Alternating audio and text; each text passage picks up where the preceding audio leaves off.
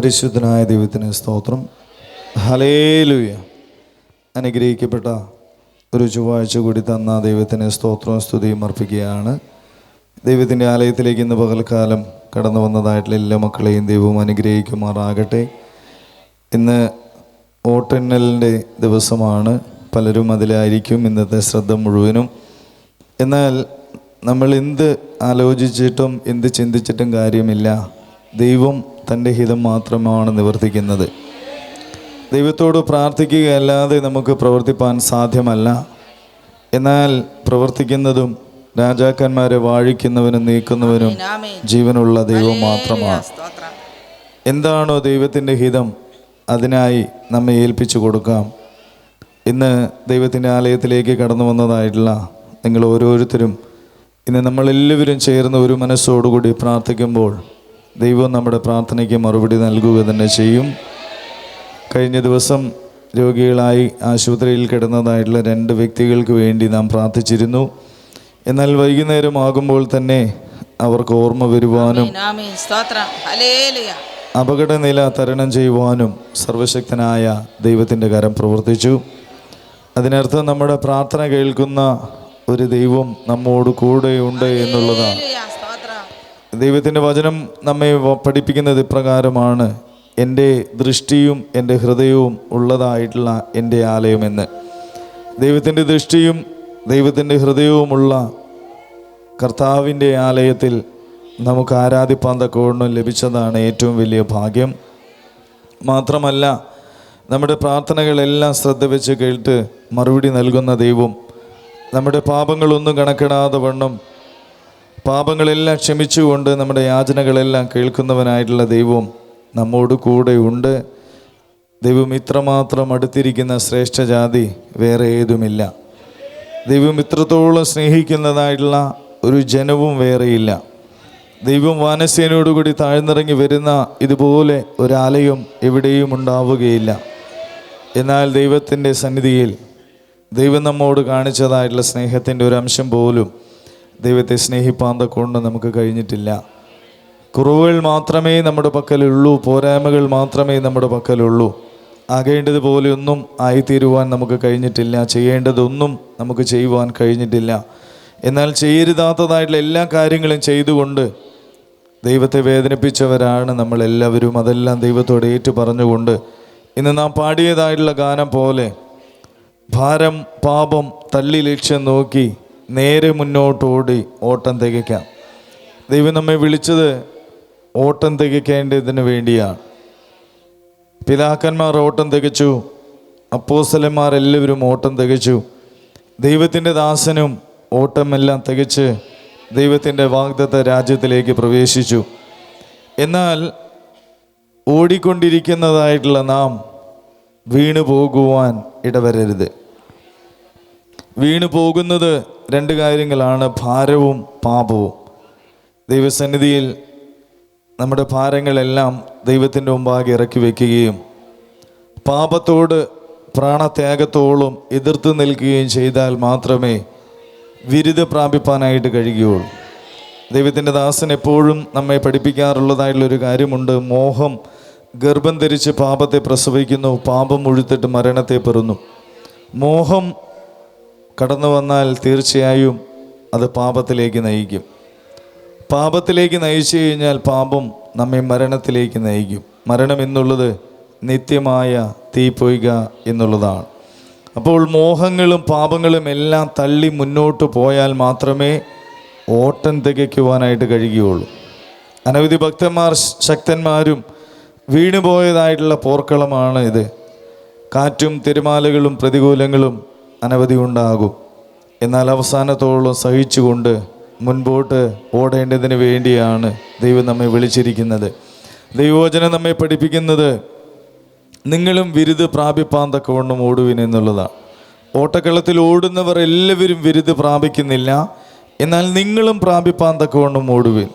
അനവധി പേർ വിരുദ് പ്രാപിക്കുവാൻ കഴിയാതെ ഇടവഴിയിൽ വെച്ച് വീണു പോകുമ്പോൾ വിരുദ് പ്രാപിപ്പാൻ തക്കവണ്ണം ഓടുവാനാണ് ദൈവം നമ്മെ വിളിച്ചത്. നമ്മുടെ പൗരത്വം ഈ ലോകത്തിലല്ല, നമ്മുടെ പൗരത്വം സ്വർഗത്തിലാണ്. അവിടെ നിന്നും കർത്താവായ യേശു രക്ഷിതാവായി വരുമെന്ന് നാം കാത്തിരിക്കുന്നവരാണ്. താഴ്ചയുള്ള ശരീരത്തെ മഹത്വമുള്ള ശരീരത്തോട് അനുരൂപമായി രൂപാന്തരപ്പെടുത്തുവാൻ ദൈവം നമ്മെ ചേർക്കുവാൻ കടന്നു വരുമ്പോൾ വാഗ്ദത്ത രാജ്യം എത്തുന്നതുവരെയും വീഴാതെ വണ്ണം ഓടുവാൻ, ഇടത്തോട്ടോ വലത്തോട്ടോ നോക്കാതെ വണ്ണം, ലോത്തിൻ്റെ ഭാര്യയെപ്പോലെ പുറകിലേക്ക് തിരിഞ്ഞു നോക്കാതെ വണ്ണം, ആദ്യ വിശ്വാസം അവസാനത്തോളം മുറുകെ പിടിച്ചുകൊണ്ട് മുന്നോട്ട് തന്നെ ഓടുവാൻ, ഭാരവും പാപവും എല്ലാം തള്ളി നമ്മുടെ ലക്ഷ്യം ഓട്ടം മാത്രമായിരിക്കാൻ, ജീവനുള്ള വിശ്വാസത്തിൻ്റെ നായകനും പൂർത്തി വരുത്തുന്നതിനുമായിട്ടുള്ള യേശുവിനെ മാത്രം നോക്കി ഓട്ടം തികപ്പാൻ തക്കവണ്ണം സർവശക്തനായ ദൈവം നമ്മെ സഹായിക്കട്ടെ. നമ്മളാലൊന്നും സാധ്യമല്ല, എല്ലാം സാധ്യമാക്കുന്നത് ദൈവം മാത്രമാണ്. എല്ലാറ്റിനെ സഹായിക്കുന്നത് ദൈവം മാത്രമാണ്. വലങ്കരത്തിൽ പിടിക്കുന്നത് ദൈവം മാത്രമാണ്. നിൻ്റെ കരം ഇടരുതേ, നിൻ്റെ കരത്തിൽ നിന്ന് വഴുതി പോകുവാൻ എൻ്റെ ജീവിതത്തിൽ ഇടവരരുതേ. എൻ്റെ പാപങ്ങളെല്ലാം എന്നോട് ക്ഷമിക്കണമേ, പാപം ചെയ്യാതെ നിന്നോട് ചേർന്നിരിപ്പാൻ എന്നെ സഹായിക്കണമേ എന്ന്, മോഹങ്ങൾ വരാതെ എന്നെ കാക്കണമേ എന്ന്, ജഡമോഹം, കൺമോഹം, ജീവനത്തിൻ്റെ പ്രതാപം, ഇങ്ങനെ ഇതെല്ലാം ലോകത്തിൽ നിന്നാകുന്നു എന്നറിഞ്ഞുകൊണ്ട് ലോകവും അതിൻ്റെ മോഹങ്ങളും ഒഴിഞ്ഞു പോകും.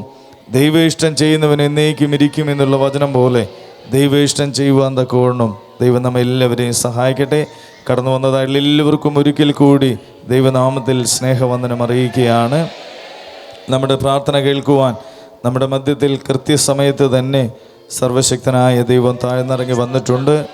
2-3 പേർ എൻ്റെ നാമത്തിൽ എവിടെ കൂടി വന്നാലും അവരുടെ മധ്യത്തിൽ ഞാൻ കടന്നു വരുമെന്ന് അരുളി ചെയ്തവനായിട്ടുള്ള ദൈവം സ്ഥാപിച്ചതായിട്ടുള്ള ദൈവത്തിൻ്റെ ആലയത്തിൽ ഇത്രയും മക്കൾ ഒരുമിച്ച് കടന്നു വന്നിരിക്കുന്നുവെങ്കിൽ ദൈവം തീർച്ചയായും ഈ ആലയത്തിലുണ്ട് എന്ന് കടന്നു വന്നിട്ടുണ്ട്. നമ്മുടെ കുറവുകൾ മാത്രമാണ് ദൈവത്തിന് പ്രവർത്തിപ്പാൻ തടസ്സമായിട്ടുള്ളത്. കുറവുകളെല്ലാം ദൈവത്തോട് ഏറ്റു പറഞ്ഞുകൊണ്ട് ദൈവസന്നിധിയിൽ നമുക്ക് പ്രാർത്ഥിക്കാം. നമുക്കൊരു വചനത്തിലേക്ക് കടന്നു വരാം. 1 പത്രോസ് എഴുതിയ ലേഖനം 3-ാം അധ്യായം അതിൻ്റെ 12-ാമത്തെ വാക്യം നമുക്ക് വായിക്കാം. 1 പത്രോസ് എഴുതിയ ലേഖനം 3-ാം അധ്യായം അതിൻ്റെ 12-ാമത്തെ വാക്യം വായിക്കാം. കർത്താവിൻ്റെ കണ്ണ് നീതിമാന്മാരുടെ മേലും അവൻ്റെ ചെവി അവരുടെ പ്രാർത്ഥനയ്ക്കും തുറന്നിരിക്കുന്നു. എന്നാൽ കർത്താവിൻ്റെ മുഖം ദുഷ്പ്രവർത്തിക്കാർക്ക് പ്രതികൂലമായിരിക്കുന്നു. ഹല്ലേലൂയ. ദൈവത്തിൻ്റെ വചനം നമ്മെ പഠിപ്പിക്കുന്നത് ഇപ്രകാരമാണ്: കർത്താവിൻ്റെ കണ്ണ് നീതിമാന്മാരുടെ മേലും അവൻ്റെ ചെവി അവരുടെ പ്രാർത്ഥനയ്ക്കും തുറന്നിരിക്കുന്നു. ഇന്ന് നമ്മുടെ മധ്യത്തിൽ നീതിമാനായ ദൈവം വാസ്തവമായി കടന്നു വന്നിട്ടുണ്ട്. ദൈവം എല്ലാവരെയും, നല്ലവരെയും ഒരുപോലെയും നല്ലവരെയും കൊള്ളരുതാത്തവരെയും ഒരുപോലെ കാണുന്നവനായ ദൈവമാണ്.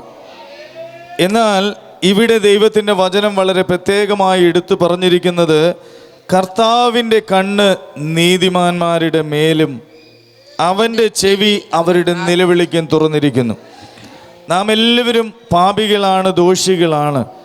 എന്നാൽ യേശുവിൻ്റെ രക്തം സകലവിധ പാപവും പോക്കി നമ്മെ ശുദ്ധീകരിക്കുന്നതായിട്ടുള്ള പുണ്യാഹ രക്തമാണ്. നമ്മൾ അനീതിയുള്ളവരാണ്. എന്നാൽ അനീതിയുള്ളതായിട്ടുള്ള നമ്മെ യേശുവിൻ്റെ രക്തത്താൽ നീതീകരിക്കപ്പെട്ടതായിട്ടുള്ള, നീതിമാനാക്കി തീർക്കപ്പെട്ടതായിട്ടുള്ള വ്യക്തികളാണ് നമ്മൾ ഓരോരുത്തരും. എന്നാൽ ഇന്ന് ദൈവം നമ്മുടെ പ്രാർത്ഥന കേൾക്കുവാൻ നാം എത്രമാത്രം നീതിയുള്ളവരാണ്, നമ്മുടെ പ്രാർത്ഥനയ്ക്ക്, നമ്മുടെ യാചനകൾക്ക് ചെവി തരുവാൻ നാം ദൈവസന്നിധിയിൽ എപ്രകാരമാണ് എന്നുള്ളത് നമ്മൾ ഓരോരുത്തരുമാണ് ദൈവസന്നിധിയിൽ ശോധന ചെയ്യേണ്ടത്.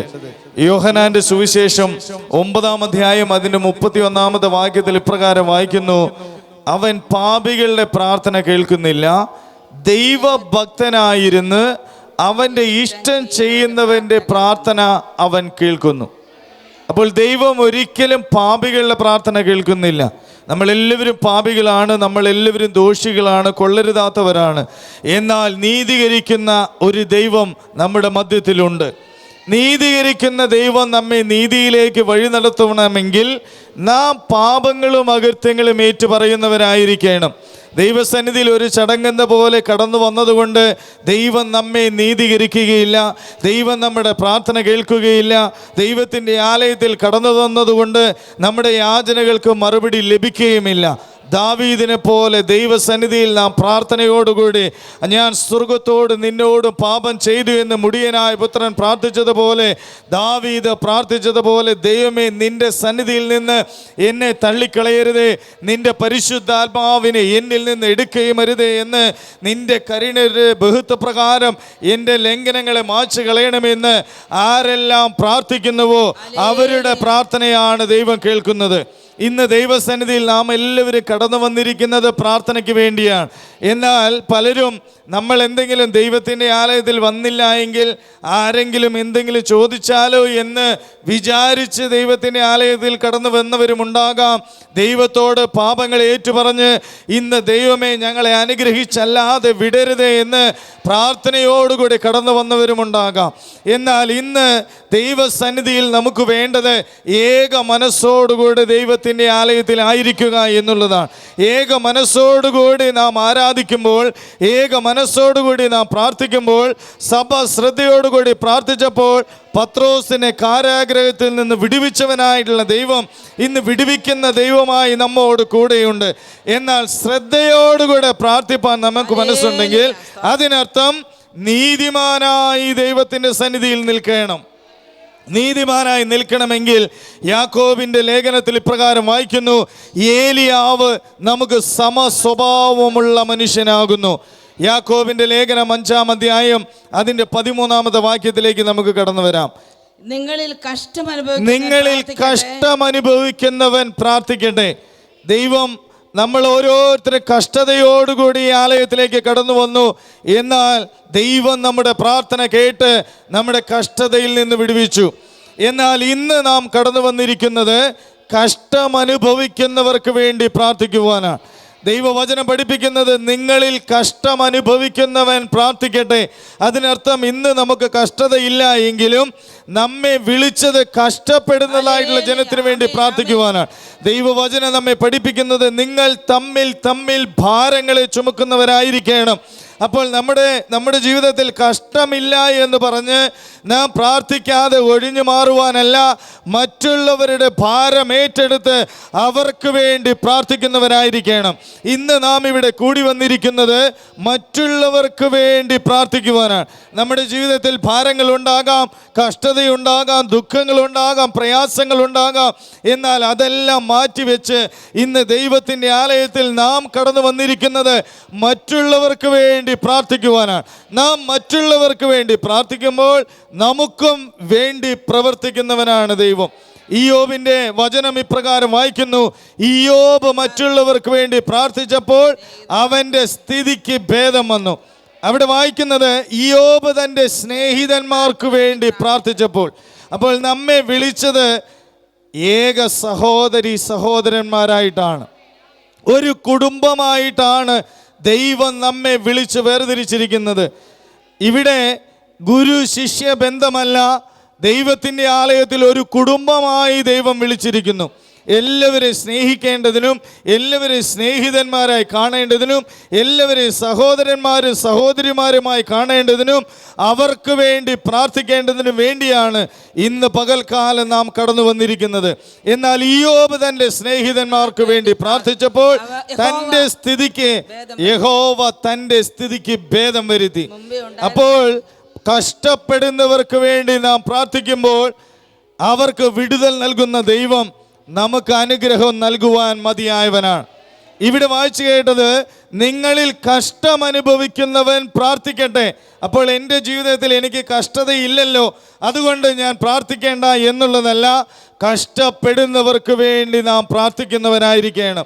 ദൈവത്തിൻ്റെ ദാസൻ ഇപ്രകാരം ഒരു പ്രാർത്ഥന ദൈവത്തിൻ്റെ ആലോചന പ്രകാരം തുടങ്ങുവാനുള്ള കാരണം ഈ വചനം മുൻനിർത്തിയിട്ടാണ്. തമ്മിൽ ഭാരങ്ങളെ ചുമക്കുവാൻ വേണ്ടി ദൈവം നമ്മെ വിളിച്ചത് പ്രാർത്ഥിക്കുവാൻ വേണ്ടിയാണ്. ദൈവത്തിൻ്റെ വചനത്തിൽ വായിക്കുന്നു, സകല രാജാക്കന്മാർക്കും സകല മനുഷ്യർക്കും അധികാരസ്ഥന്മാർക്കും വേണ്ടി യാചനയും പ്രാർത്ഥനയും പക്ഷവാദവും സ്തോത്രവും ചെയ്യേണ്ടതിന് വേണ്ടിയാണ് ദൈവം നമ്മെ വിളിച്ചിരിക്കുന്നത്. ഇവിടെ നിങ്ങളിൽ കഷ്ടമനുഭവിക്കുന്നവൻ പ്രാർത്ഥിക്കട്ടെ, സുഖമനുഭവിക്കുന്നവൻ പാട്ടുപാടട്ടെ. എനിക്ക് കഷ്ടതയില്ല, അതുകൊണ്ട് ഞാൻ പ്രാർത്ഥിക്കുന്നില്ല എന്നുള്ളതല്ല. കഷ്ടപ്പെടുന്നവർക്ക് വേണ്ടി നാം പ്രാർത്ഥിക്കുന്നവരായിരിക്കണം. എന്നാൽ സന്തോഷിക്കുന്നവർ പാട്ട് പാടട്ടെ. അതിനർത്ഥം ദൈവം നമ്മുടെ ജീവിതത്തിൽ സന്തോഷം നൽകിയെങ്കിൽ അവനെ നാം സ്തുതിക്കുന്നവരായിരിക്കണം, അവനെ നാം ആരാധിക്കുന്നവരായിരിക്കണം. രണ്ട് കാര്യങ്ങൾ നമ്മുടെ ജീവിതത്തിൽ ഉണ്ടാകണം. ഒന്ന്, പ്രാർത്ഥന ഉണ്ടാകണം. രണ്ട്, നാം അവനെ സ്തുതിക്കുന്നവരായിരിക്കണം. അതിനർത്ഥം അവനെ ആരാധിക്കുന്നവരായിരിക്കണം. നമ്മുടെ ജീവിതത്തിൽ സന്തോഷം ലഭിച്ചുവെങ്കിൽ, അനുഗ്രഹം ലഭിച്ചുവെങ്കിൽ, നന്മകൾ ലഭിച്ചുവെങ്കിൽ ദൈവത്തിന് നന്ദിയുള്ളവരായി എന്നും സ്തോത്രം ചെയ്യുന്നവരായിരിക്കണം. ദൈവവചനം വായിക്കുന്നത്, അവൻ നല്ലവനല്ലോ, അവൻ്റെ ദയ എന്നേക്കുമുള്ളത്. നമുക്കവൻ നല്ലവനായിരുന്നു.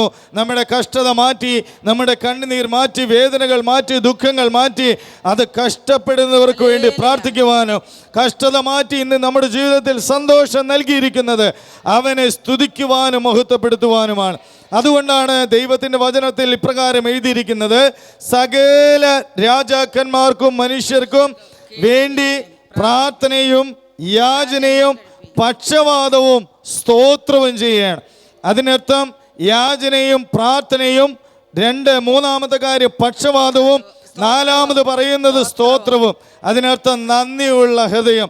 ദൈവമേ, എൻ്റെ പ്രാർത്ഥന കേട്ടതിന് നന്ദി, എൻ്റെ യാചനകൾ കേട്ടതിന് നന്ദി, ഞാൻ കഴിച്ചതായിട്ടുള്ള പക്ഷവാദം കേട്ടതിന് നന്ദി. നന്ദിയുള്ള ഹൃദയത്തോടുകൂടി നാം ആയിരിക്കണം. നിങ്ങളിൽ കഷ്ടം അനുഭവിക്കുന്നവൻ പ്രാർത്ഥിക്കട്ടെ, സുഖം അനുഭവിക്കുന്നവൻ പാട്ട് പാടട്ടെ. അടുത്ത വാക്യം, നിങ്ങളിൽ ദീനമായി കിടക്കുന്നവൻ, യാക്കോബിന്റെ ലേഖനം 5-ാം അധ്യായം അതിൻ്റെ അവസാന ഭാഗം. കഷ്ടമനുഭവിക്കുന്നവൻ പ്രാർത്ഥിക്കട്ടെ, സുഖം അനുഭവിക്കുന്നവൻ പാട്ട് പാടട്ടെ. നിങ്ങളിൽ ദീനമായി കിടക്കുന്നവൻ സഭയിലെ മൂപ്പന്മാരെ വരുത്തട്ടെ. ദീനമായി കിടക്കുന്നവൻ സഭയിലെ മൂപ്പന്മാരെ വരുത്തട്ടെ. അവർ കർത്താവിന്റെ നാമത്തിൽ അവനെ എണ്ണ പൂശി അവന് വേണ്ടി പ്രാർത്ഥിക്കട്ടെ. എന്നാൽ വിശ്വാസത്തോടു കൂടിയ പ്രാർത്ഥന ദീനക്കാരനെ രക്ഷിക്കും. ഹല്ലേലൂയ. പ്രാർത്ഥനകൾ അനവധിയുണ്ട്. ഇവിടെ വായിച്ചു കേട്ടത്, ദീനമായി കിടക്കുന്നവൻ സഭയിലെ മൂപ്പന്മാരെ വരുത്തട്ടെ, അവർ കർത്താവിന്റെ നാമത്തിൽ എണ്ണ പൂശി അവന് വേണ്ടി പ്രാർത്ഥിക്കട്ടെ.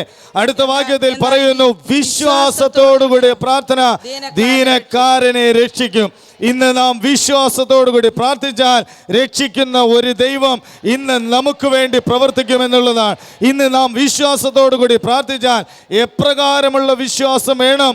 മലകളെ നീക്കുവാൻ തക്കവണ്ണമുള്ള വിശ്വാസം വേണം.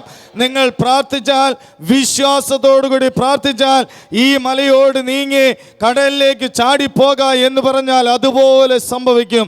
കാരണം നമുക്ക് വേണ്ടി പ്രവർത്തിക്കുന്ന ഒരു ദൈവം നമ്മോട് കൂടെയുണ്ട്. വിശ്വാസത്തോടുകൂടിയ പ്രാർത്ഥന ദീനക്കാരനെ രക്ഷിക്കും. ഇന്ന് നമ്മുടെ പ്രാർത്ഥന വെറും ജൽപ്പനമായി തീരരുത്.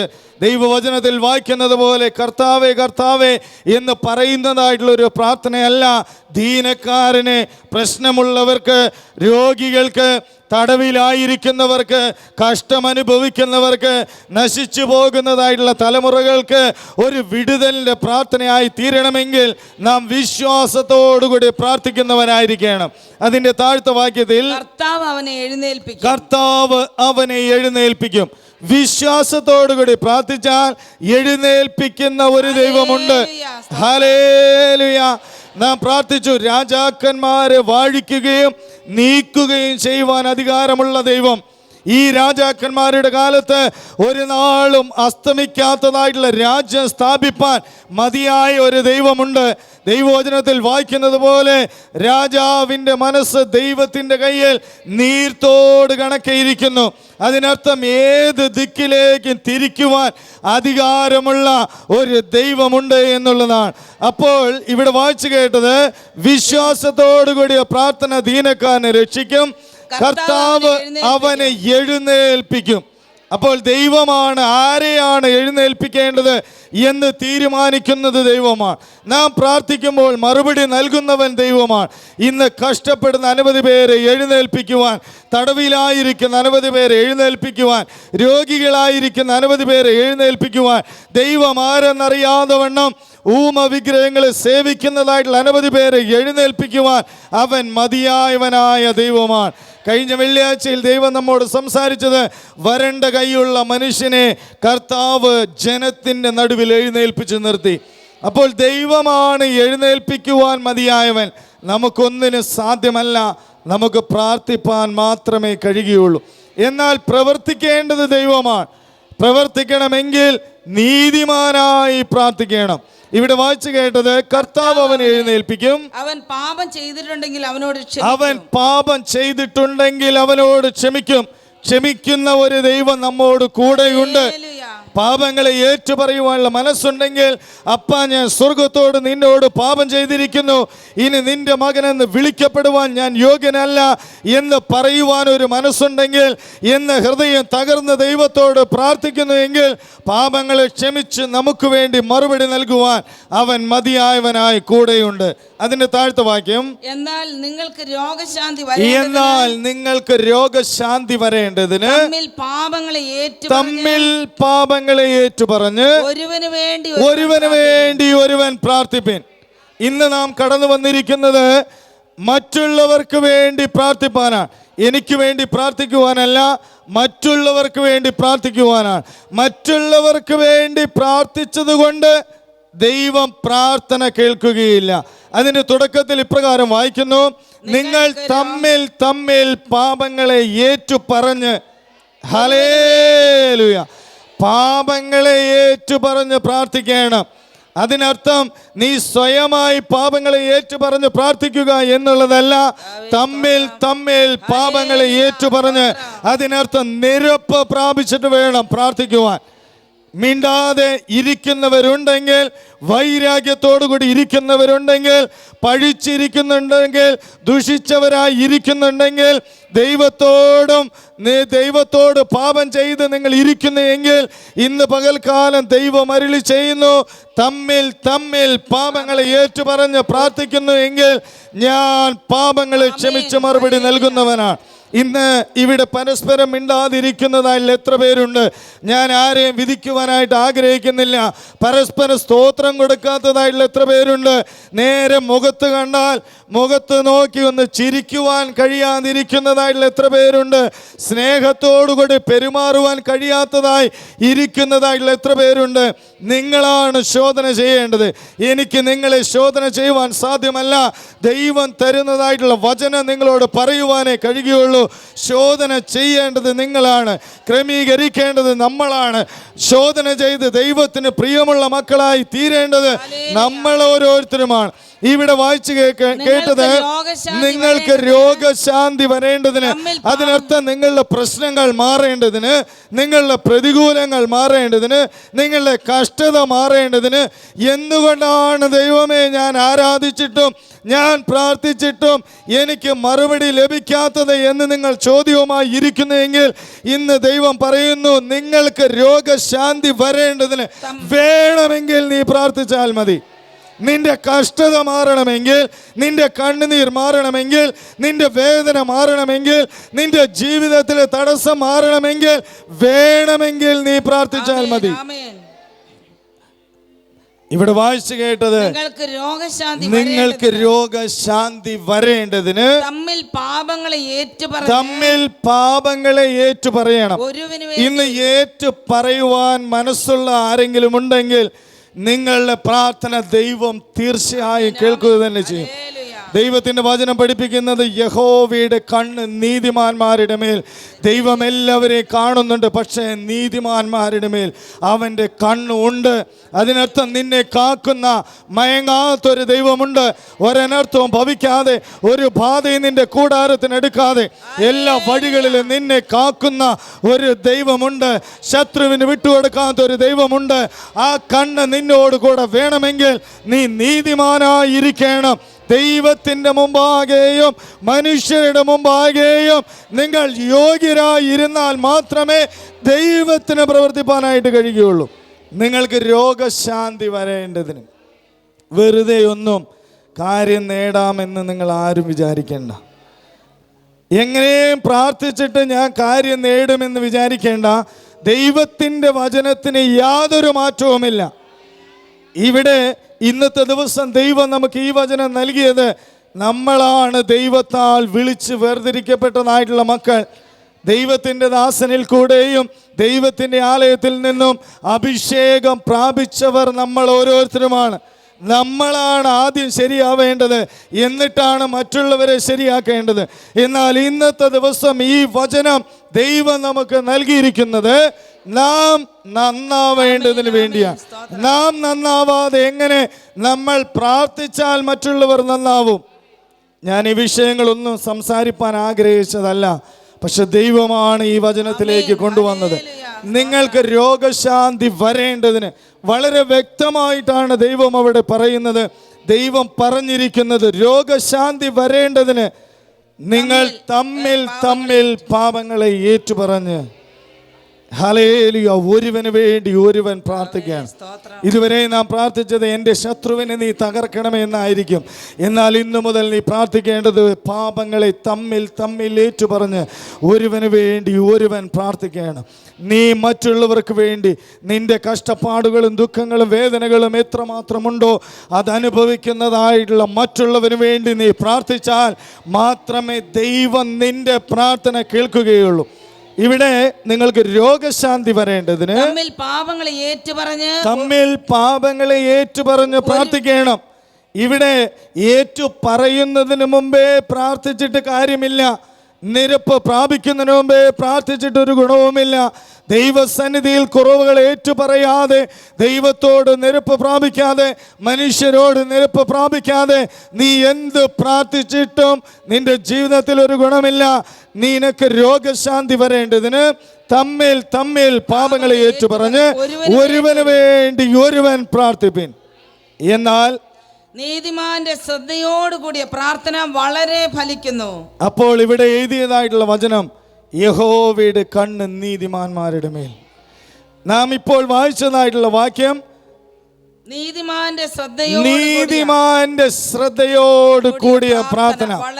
അതിനർത്ഥം എങ്ങനെയെങ്കിലും പ്രാർത്ഥിച്ചാൽ പോരാ, ശ്രദ്ധയോടുകൂടി നീ പ്രാർത്ഥിക്കണം. അതിനർത്ഥം എന്താണ് ശ്രദ്ധ? ഏക മനസ്സോടുകൂടി പ്രാർത്ഥിക്കുക എന്നുള്ളതല്ല അവിടെ ഉദ്ദേശിക്കുന്നത്. അവിടെ ശ്രദ്ധയോടുകൂടി പ്രാർത്ഥിക്കുക എന്ന് വെച്ചാൽ നമ്മൾ ഏകനായിരുന്ന് പ്രാർത്ഥിക്കുക എന്നുള്ളതല്ല. നീ ശ്രദ്ധയോട് പ്രാർത്ഥിക്കണം എന്ന് വെച്ചാൽ നിന്റെ തെറ്റുകൾ കണ്ടുകൊണ്ട് നീ ശ്രദ്ധയോട് പ്രാർത്ഥിക്കണം. നിന്റെ ജീവിതത്തിലെ പോരായ്മകൾ കണ്ട് നീ പ്രാർത്ഥിക്കുന്നവനായിരിക്കണം. നീതിമാന്റെ ശ്രദ്ധയോടുകൂടിയ പ്രാർത്ഥന. അതിനർത്ഥം നീതിമാനായി ആര് പ്രാർത്ഥിക്കുന്നുവോ അവരുടെ ജീവിതത്തിലെ കുറവുകൾ ദൈവം അവന് വെളിപ്പെടുത്തും. അവൻ അത് ശ്രദ്ധ വെച്ച് കേട്ട് ദൈവത്തോട് മനുഷ്യരോട് നിരപ്പ് പ്രാപിക്കും. അവൻ്റെ പ്രാർത്ഥന ദൈവം കേൾക്കും. നീതിമാന്റെ ശ്രദ്ധയോടുകൂടിയ പ്രാർത്ഥന. നീതിമാൻ എന്ന് പറയുന്നവൻ്റെ പ്രാർത്ഥനയല്ല, നീതിമാന്റെ ശ്രദ്ധയോടുകൂടിയ പ്രാർത്ഥന. അപ്പോൾ ദൈവം പറഞ്ഞത് കേൾക്കുവാൻ ഒരു മനസ്സുണ്ടാകണം. ദൈവം പറഞ്ഞത് അനുസരിക്കുവാൻ ഒരു മനസ്സുണ്ടാകണം. തമ്മിൽ തമ്മിൽ സ്നേഹിക്കുന്നുവെങ്കിൽ നിങ്ങൾ എൻ്റെ ശിഷ്യന്മാരെന്ന് ലോകമറിയും. ദൈവത്തിൻ്റെ വചനം കഴിഞ്ഞ ആഴ്ചയിൽ നമ്മോട് സംസാരിച്ചത്, ദൈവത്തിൻ്റെ വചനത്തിൽ നിലനിൽക്കുന്നുവെങ്കിൽ നിങ്ങൾ എൻ്റെ ശിഷ്യന്മാരായി. മറ്റു ഭാഗത്ത് ഒരു ഭാഗത്ത് എഴുതിയിരിക്കുന്നത്, നിങ്ങൾ തമ്മിൽ തമ്മിൽ സ്നേഹിക്കുന്നുവെങ്കിൽ നിങ്ങൾ എൻ്റെ ശിഷ്യന്മാരെന്ന് ലോകമറിയും. ഇന്ന് ലോകമറിയാതെ പോകുന്നത് സ്നേഹിപ്പാൻ കഴിയുന്നില്ല. ഒരു ആലയത്തിൽ ഇരിക്കുന്നവരാണ്, ഒരു അപ്പത്തിൻ്റെ അംശികളാണ് നമ്മളെല്ലാവരും. ഒരു പാത്രത്തിൽ നിന്ന് ഭക്ഷണം കഴിക്കുന്നവരാണ് നമ്മളെല്ലാവരും. ഒരേ ആത്മാവ് ദൈവം നൽകിയവരാണ് നമ്മളെല്ലാവരും. എന്നാൽ തമ്മിൽ തമ്മിൽ സ്നേഹിക്കുന്നവരാണോ? തമ്മിൽ തമ്മിൽ ബഹുമാനിക്കുന്നവരാണോ? എന്നേക്കാൾ മറ്റുള്ളവരെ ശ്രേഷ്ഠരെന്ന് എണ്ണുന്നവരാണോ? മനുഷ്യർ നിങ്ങൾക്ക് ചെയ്യണമെന്ന് നിങ്ങൾ ഇച്ഛിക്കുന്നതെല്ലാം നിങ്ങൾ അവർക്ക് വേണ്ടി ചെയ്യണമെന്ന് അരുളി ചെയ്തവനായ ദൈവത്തെ അനുസരിക്കുന്നവനാണോ? കർത്താവ് തൻ്റെ ശിഷ്യന്മാരുടെ കാലുകൾ കഴുകിയതുപോലെ മറ്റുള്ളവരുടെ പാദസേവ ചെയ്യുവാനുള്ള ഒരു മനസ്സ് നമുക്കുണ്ടോ? ഉണ്ടെങ്കിൽ നീ നീതിമാനാണ്. ദൈവം പറഞ്ഞത് അനുസരിപ്പാനുള്ള ഒരു മനസ്സുണ്ടെങ്കിൽ നീ നീതിമാനാണ്. നിന്നെ നീതീകരിപ്പാൻ നീ ആഗ്രഹിച്ചാൽ മതി. നിന്നെ നീതീകരിക്കുവാൻ ദൈവം മതിയായവനാണ്. അപ്പാ, ഞാൻ സ്വർഗത്തോട് നിന്നോടും പാപം ചെയ്തിരിക്കുന്നു, ഇനി നിന്റെ മകനെന്ന് വിളിക്കപ്പെടുവാൻ ഞാൻ യോഗ്യനല്ല എന്നവൻ ഹൃദയത്തിൽ പറഞ്ഞപ്പോൾ തന്നെ ദൈവം അവൻ്റെ പാപങ്ങൾ ക്ഷമിച്ചു. അപ്പോൾ പറയുവാൻ ഒരു മനസ്സ് നമുക്കുണ്ടായാൽ മതി. പാപങ്ങളെ ഏറ്റു പറയുവാൻ ഒരു മനസ്സുണ്ടായാൽ മതി. തമ്മിൽ തമ്മിൽ സ്നേഹിപ്പാൻ ഒരു മനസ്സുണ്ടായാൽ മതി. ബാക്കി പ്രവർത്തിക്കുന്നത് ദൈവമാണ്. അപ്പോൾ ദൈവത്തിൻ്റെ പരിശുദ്ധാത്മാവ് നമ്മിലുണ്ട് എങ്കിൽ പാപത്തെക്കുറിച്ചും നീതിയെക്കുറിച്ചും ന്യായവിധിയെക്കുറിച്ചും ബോധ്യം വരുത്തുന്നതാണ്. ഇന്ന് പാപത്തെക്കുറിച്ചുള്ള ബോധ്യം നമുക്കുണ്ടോ? ദൈവത്തിൻ്റെ വചനം കേൾക്കുമ്പോൾ ദൈവമേ, ഞാൻ അപ്രകാരമായി തീർന്നിട്ടില്ല, എൻ്റെ ജീവിതത്തിൽ കുറവുകളുണ്ട്, പോരായ്മകളുണ്ട്, ദൈവമേ നിൻ്റെ വചനപ്രകാരം എനിക്ക് ആയിത്തീരുവാൻ കഴിഞ്ഞിട്ടില്ല എന്നൊരു കുറ്റബോധം നമുക്കുണ്ടെങ്കിൽ ദൈവത്തിൻ്റെ ആത്മാവ് നമ്മിലുണ്ട് എന്നുള്ളതാണ്. ആ കുറ്റബോധമുണ്ടെങ്കിൽ മതി, പ്രവർത്തിപ്പാൻ ദൈവം മതിയായവനാണ്. ഹല്ലേലൂയ. ഞാൻ നീതിമാൻ എന്ന് ചിന്തിച്ചാൽ ദൈവത്തിന് പ്രവർത്തിപ്പാൻ സാധ്യമല്ല. നാം പാപികളെന്ന് സമ്മതിക്കണം, കുറവുകളുള്ളവരെന്ന് സമ്മതിക്കണം, എനിക്ക് ശ്രദ്ധയോടുകൂടി പ്രാർത്ഥിപ്പാൻ കഴിഞ്ഞിട്ടില്ല എന്ന് സമ്മതിക്കണം, എൻ്റെ തെറ്റുകൾ എനിക്ക് മനസ്സിലാക്കി പ്രാർത്ഥിപ്പാൻ കഴിഞ്ഞിട്ടില്ല, എന്നോട് ക്ഷമിക്കണമേ. ഇന്ന് നിൻ്റെ വചനം, ദൈവം നമ്മോട് സംസാരിച്ചതായിട്ടുള്ള വചനം ഞാൻ കേട്ട് അനുസരിച്ച് മുന്നോട്ട് പോകുവാൻ എന്നെ നീ സഹായിക്കണമേ. അതാണ് ദൈവത്തിന് ഹിതമായിട്ടുള്ള പ്രാർത്ഥന. ഇവിടെ വായിച്ചു കേട്ടത് നീതിമാന്റെ ശ്രദ്ധയോടുകൂടി പ്രാർത്ഥന വളരെ ഫലിക്കും. ഹല്ലേലൂയ. കുറച്ചല്ല ഫലിക്കുന്നത്, വളരെയേറെ ഫലിക്കും. കാരണം അവന് വേണ്ടി പ്രവർത്തിക്കുന്ന നീതിമാന്റെ മേൽ കണ്ണുള്ളവനായ ദൈവമാണ് നമ്മുടെ ദൈവം. അതിന്റെ താഴത്തെ വാക്യം, ഏലിയാവ് നമുക്ക് സമസ്വഭാവമുള്ള മനുഷ്യനായിരുന്നു. ഏലിയാവ് നമുക്ക് സമസ്വഭാവമുള്ള മനുഷ്യനായിരുന്നു. മഴ പെയ്യാതിരിക്കേണ്ടതിന് അവൻ പ്രാർത്ഥനയിൽ അവൻ പ്രാർത്ഥനയിൽ അപേക്ഷിച്ചു. 3 സംവത്സരവും 6 മാസവും ദേശത്ത് മഴ പെയ്തില്ല. ഏലിയാവ് നമുക്ക് സമസ്വഭാവമുള്ള മനുഷ്യനാണ്. നമ്മെ പോലെ തെറ്റുകളും കുറ്റങ്ങളും ഉള്ളതായിട്ടുള്ള നമ്മെ പോലെ ഒരുവനാണ്. എന്നാൽ അവനൊരു യോഗ്യതയുണ്ടായിരുന്നു. അവൻ വിശ്വാസത്തോടുകൂടി പ്രാർത്ഥിക്കുന്നവനായിരുന്നു. 2, ദൈവത്തിൻ്റെ ആലോചന പ്രകാരം അവൻ മുന്നോട്ട് പോകുന്നവനായിരുന്നു. തെറ്റുകളും കുറ്റങ്ങളും എല്ലാം ഉണ്ടെങ്കിലും അവൻ ദൈവത്തിൻ്റെ വാക്കുകൾ കേട്ടനുസരിക്കുന്നവനായിരുന്നു. ദൈവസന്നിധിയിൽ അവൻ ഒരു ഉറപ്പുണ്ടായിരുന്നു, എൻ്റെ ദൈവം എൻ്റെ പ്രാർത്ഥന കേൾക്കുവാൻ മതിയായവൻ എന്നുള്ളത്. അതിൻ്റെ തെളിവാണ് യാഗപീഠത്തിങ്കൽ ദൈവത്തിൻ്റെ അഗ്നി ഇറക്കിയത്. എല്ലാവരും വിളിച്ച് അവൻ്റെ അടുക്കൽ കൊണ്ടുവന്നു. അവൻ ഏകനായി നിന്നു. എന്നാൽ തീ ഇറങ്ങുമോ ഇല്ലയോ എന്ന് അവന് വ്യക്തമായിട്ട് ബോധമുണ്ടായിരുന്നു. അവനൊരു ഉറപ്പുണ്ടായിരുന്നു, എൻ്റെ പ്രാർത്ഥനയെങ്കിൽ ദൈവം തീ ഇറക്കുമെന്നുള്ളത്. കാരണം ദൈവം എന്നോട് സംസാരിച്ചിട്ടുണ്ടെങ്കിൽ അത് നിവർത്തിപ്പാൻ ദൈവം മതിയായവൻ എന്ന് അവൻ പൂർണ്ണമായി ഉറച്ചുകൊണ്ടാണ് എല്ലാവരെയും അവൻ്റെ അടുക്കൽ കൊണ്ടുവന്നത്. എന്നാൽ ബാലിൻ്റെ 450 പ്രവാചകന്മാരെയും കൊന്നുകളയുവാൻ, സ്വർഗത്തിൽ നിന്ന് തീ ഇറക്കുവാൻ ജീവനുള്ള ദൈവമുണ്ട് എന്ന്, ഏലിയാവിൻ്റെ ദൈവമാണ് ദൈവമെന്ന് ലോകമറിയുവാൻ ഇടയായി തീർന്നു. കാരണം അവന് വിശ്വാസമുണ്ടായിരുന്നു. 2, ദൈവം പറഞ്ഞതാണ് അവൻ പറഞ്ഞത്, ദൈവം പറഞ്ഞതാണ് അവൻ പ്രവർത്തിച്ചത്, ദൈവത്തെയാണ് അവൻ അനുസരിച്ചത്. ഇവിടെ വായിച്ചു കേട്ടത് ഏലിയാവ് നമുക്ക് സമസ്വഭാവമുള്ള മനുഷ്യനായിരുന്നു. മഴ പെയ്യാതിരിക്കേണ്ടതിന് അവൻ പ്രാർത്ഥനയിൽ അപേക്ഷിച്ചു. 3 സംവത്സരവും 6 മാസവും ദേശത്ത് മഴ പെയ്തില്ല. അവൻ വീണ്ടും പ്രാർത്ഥിച്ചപ്പോൾ ആകാശത്ത് നിന്ന് മഴ പെയ്തു, ധാന്യം വിളഞ്ഞു, ഭൂമിയിൽ ധാന്യം വിളഞ്ഞു. ഹല്ലേലൂയ. അതിനർത്ഥം അവൻ്റെ വാക്കിന് വേണ്ടി കാത്തിരിക്കുന്ന ഒരു ദൈവം അവനോട് കൂടെ ഉണ്ടായിരുന്നു. ഹല്ലേലൂയ. ദൈവത്തെ സ്നേഹിക്കുന്ന ഏലിയാവ് പറഞ്ഞത് പ്രവർത്തിപ്പാൻ ഏലിയാവിൻ്റെ വായിൽ നിന്ന് അപേക്ഷ വരുവാൻ കാത്തു നിൽക്കുന്ന ഒരു ദൈവമുണ്ടായിരുന്നു എന്നുള്ളതാണ്. അവൻ പ്രാർത്ഥിച്ചു, ദൈവമേ, ഈ ആണ്ടുകളിൽ ഞാൻ പറഞ്ഞിട്ടല്ലാതെ മഴയും മഞ്ഞും ഉണ്ടാകരുത്. ഏലിയാവ് എന്തു പറഞ്ഞോ അത് പ്രവർത്തിക്കുവാൻ മതിയായ ഒരു ദൈവം അവനോട് കൂടെ ഉണ്ടായിരുന്നു. 2, ഏലിയാവ് പ്രാർത്ഥിച്ചു. 3 സംവത്സരവും 6 മാസവും കഴിഞ്ഞ് ദേശത്ത് മഴ പെയ്തു. അവന് വേണ്ടി കാത്തു നിൽക്കുന്ന ഒരു ദൈവം. ഹല്ലേലൂയ. അവൻ്റെ അപേക്ഷകൾക്ക് കാത്തു നിൽക്കുന്ന ഒരു ദൈവം. അവൻ സമസ്വഭാവമുള്ള, നമ്മുടെ സമസ്വഭാവമുള്ള ഒരു മനുഷ്യൻ മാത്രമാണ്. പക്ഷേ അവൻ നീതിമാനായ ഒരു വ്യക്തിയായിരുന്നു. ദൈവത്തെ സ്നേഹിക്കുന്നവനായിരുന്നു, ദൈവത്തെ വിശ്വസിക്കുന്നവനായിരുന്നു, ദൈവത്തെ അനുസരിക്കുന്നവനായിരുന്നു. തെറ്റുകളും കുറ്റങ്ങളും ഉണ്ടാകാം, അതെല്ലാം ദൈവത്തോട് ഏറ്റുപറഞ്ഞ് പ്രാർത്ഥിക്കുന്നവനായിരുന്നു. ദൈവവചനം വായിക്കുമ്പോൾ കാണുന്നു, ഏലിയാവ് ചൂരച്ചെടിയുടെ തണലിൽ കിടന്നുറങ്ങി. ഏലിയാവിനോട് ദൈവം ചോദിച്ചു, ഏലിയാവേ, നിനക്കിവിടെ എന്ത് കാര്യം? ഏലിയാവ് അവിടെ നിന്ന് എഴുന്നേറ്റു, പാറയുടെ ഗുഹയുടെ ഉള്ളിൽ ചെന്ന് ഏലിയാവ് ഇരുന്നു. ഏലിയാവിനോട് പിന്നെയും ദൈവം സംസാരിച്ചു, ഏലിയാവേ, നിനക്കിവിടെ എന്ത് കാര്യം? ഞാൻ നിന്നോട് പറഞ്ഞതൊക്കെ നീ ചെയ്യുക. നിനക്ക് തന്നിരിക്കുന്നതായിട്ടുള്ള അപ്പവും വെള്ളവും എല്ലാം ഭക്ഷിച്ചുകൊണ്ട് നീ ഞാൻ ചെയ്യേണ്ടതായിട്ടുള്ള പറഞ്ഞതായിട്ടുള്ള കാര്യങ്ങൾ നീ നിവർത്തിക്കണമെന്ന് പറഞ്ഞു. മൃദുവായി ദൈവം അവനോട് സംസാരിച്ചു. ദൈവത്തിൻ്റെ ശബ്ദം കേട്ട് ഏലിയാവ് എഴുന്നേറ്റ് പുറപ്പെട്ടു. ഹല്ലേലൂയ. കാരണം എന്താകുന്നെന്ന് ചോദിച്ചാൽ, ഏലിയാവ് നമ്മെ പോലെ സമസ്വഭാവമുള്ള ഒരു മനുഷ്യനാണ്. അവന് ജീവിതത്തിൽ ദുഃഖങ്ങളും ഭാരങ്ങളും പ്രയാസങ്ങളും എല്ലാം ഉണ്ട്. പക്ഷെ അവനൊരു പ്രത്യേകതയുണ്ടായിരുന്നു. ദൈവം പറഞ്ഞത് അനുസരിപ്പാൻ ഒരു മനസ്സുണ്ടായിരുന്നു. അവൻ നിരാശയുടെ വക്കിലായി.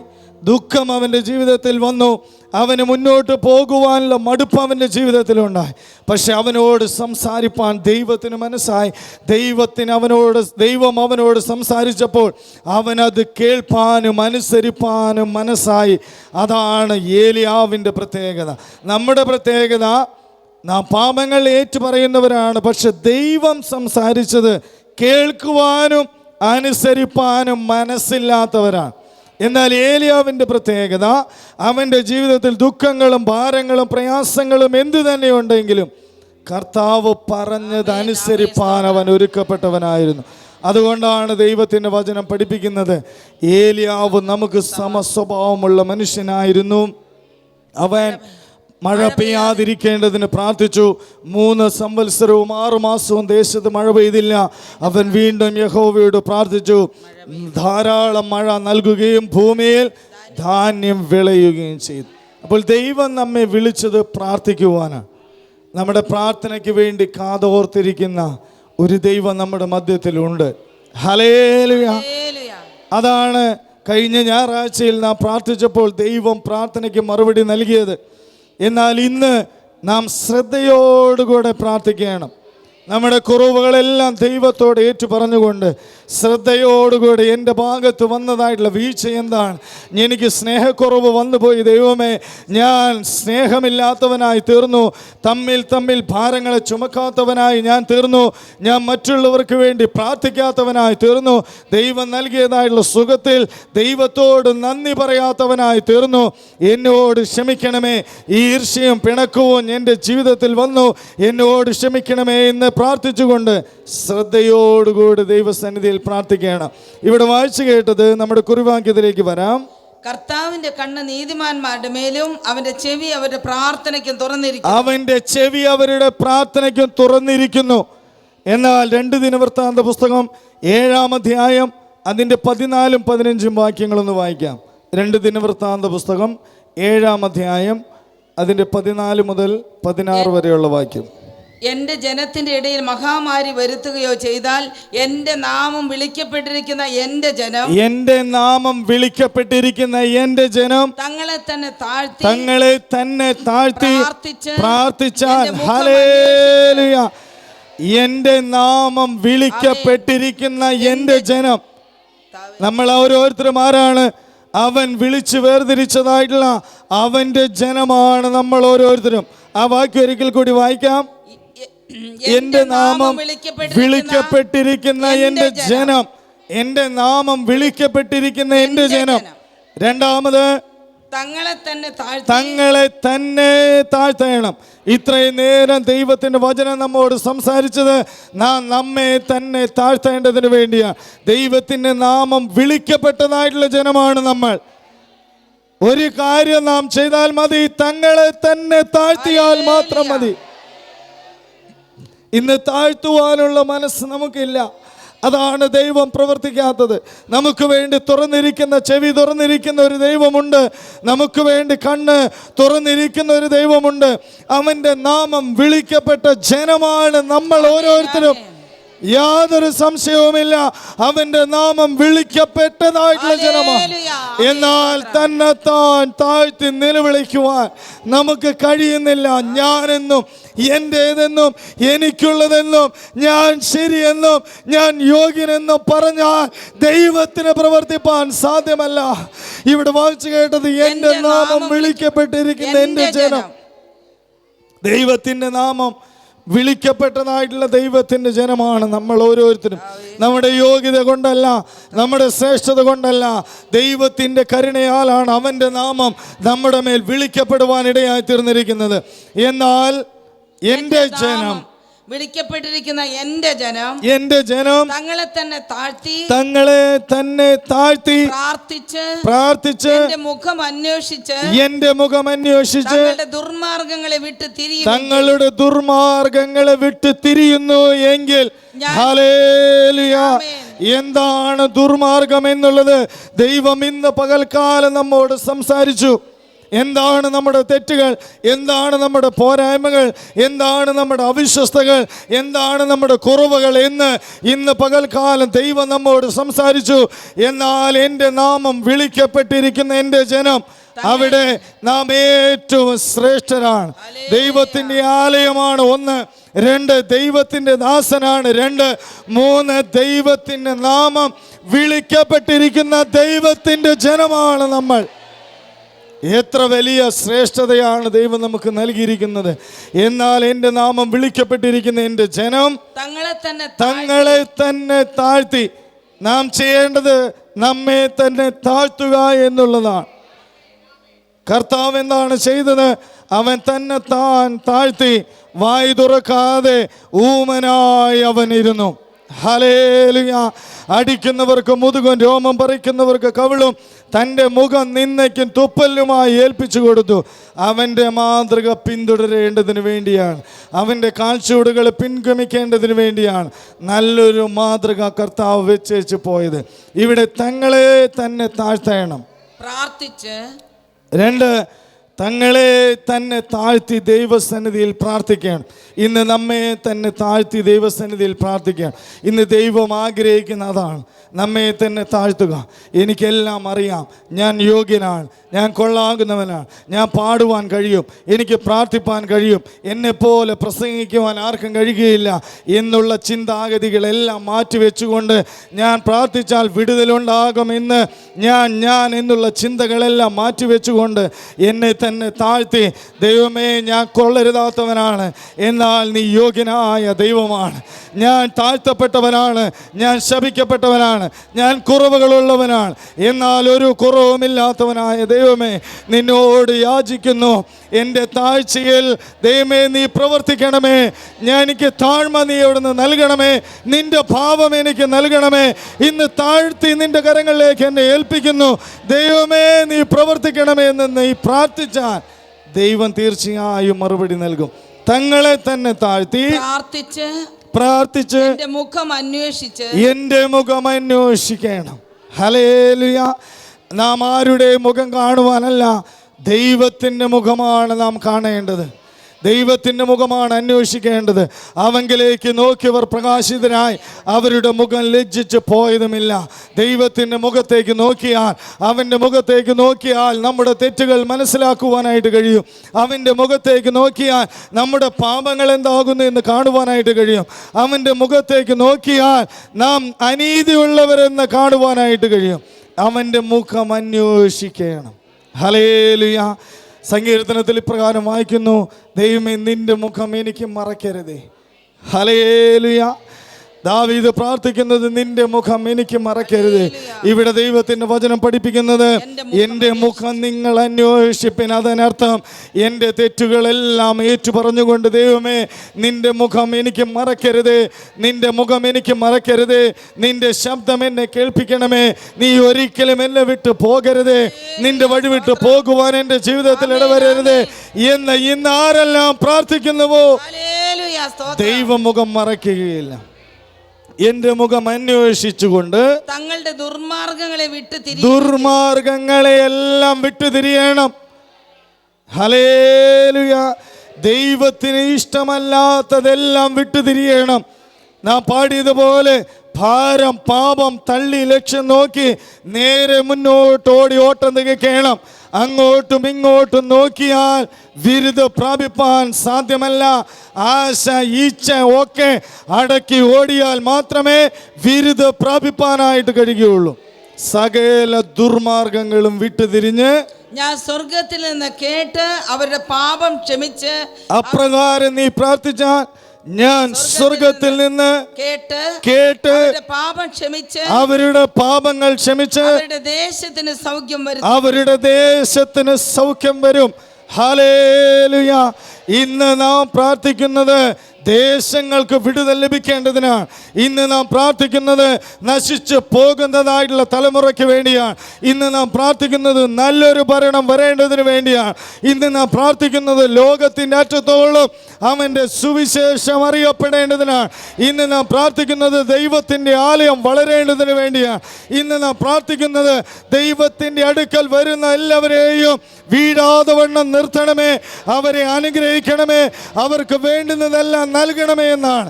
എന്നാൽ ഇപ്രകാരം നാം പ്രാർത്ഥിച്ചാൽ ഇവിടെ വായിച്ചു കേട്ടത് പാപങ്ങളെല്ലാം അവൻ ക്ഷമിച്ച് സ്വർഗത്തിൽ നിന്ന് കേട്ട് അവരുടെ പാപം ക്ഷമിച്ച് അവരുടെ ദേശത്തിന് സൗഖ്യം തരും. വാഗ്ദത്തം ചെയ്ത ദൈവം നമ്മോട് കൂടെയുണ്ട്. ഹല്ലേലൂയ. ദൈവത്തിൻ്റെ വാഗ്ദത്തങ്ങൾ ഒരു നാളും മാറുന്നതല്ല.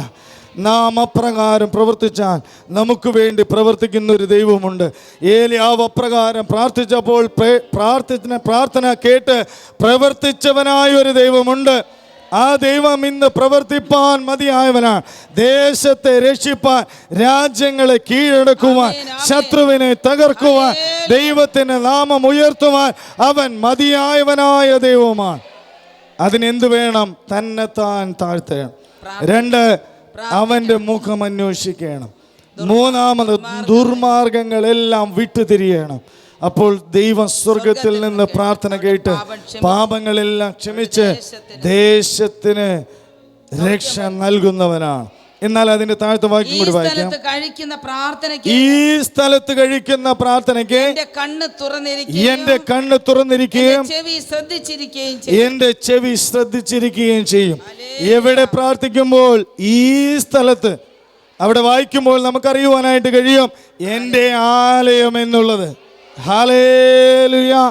നാം ഇന്ന് പ്രാർത്ഥിക്കുവാൻ കടന്നു വന്നിരിക്കുന്നത് ദൈവത്തിൻ്റെ ആലയത്തിലാണ്.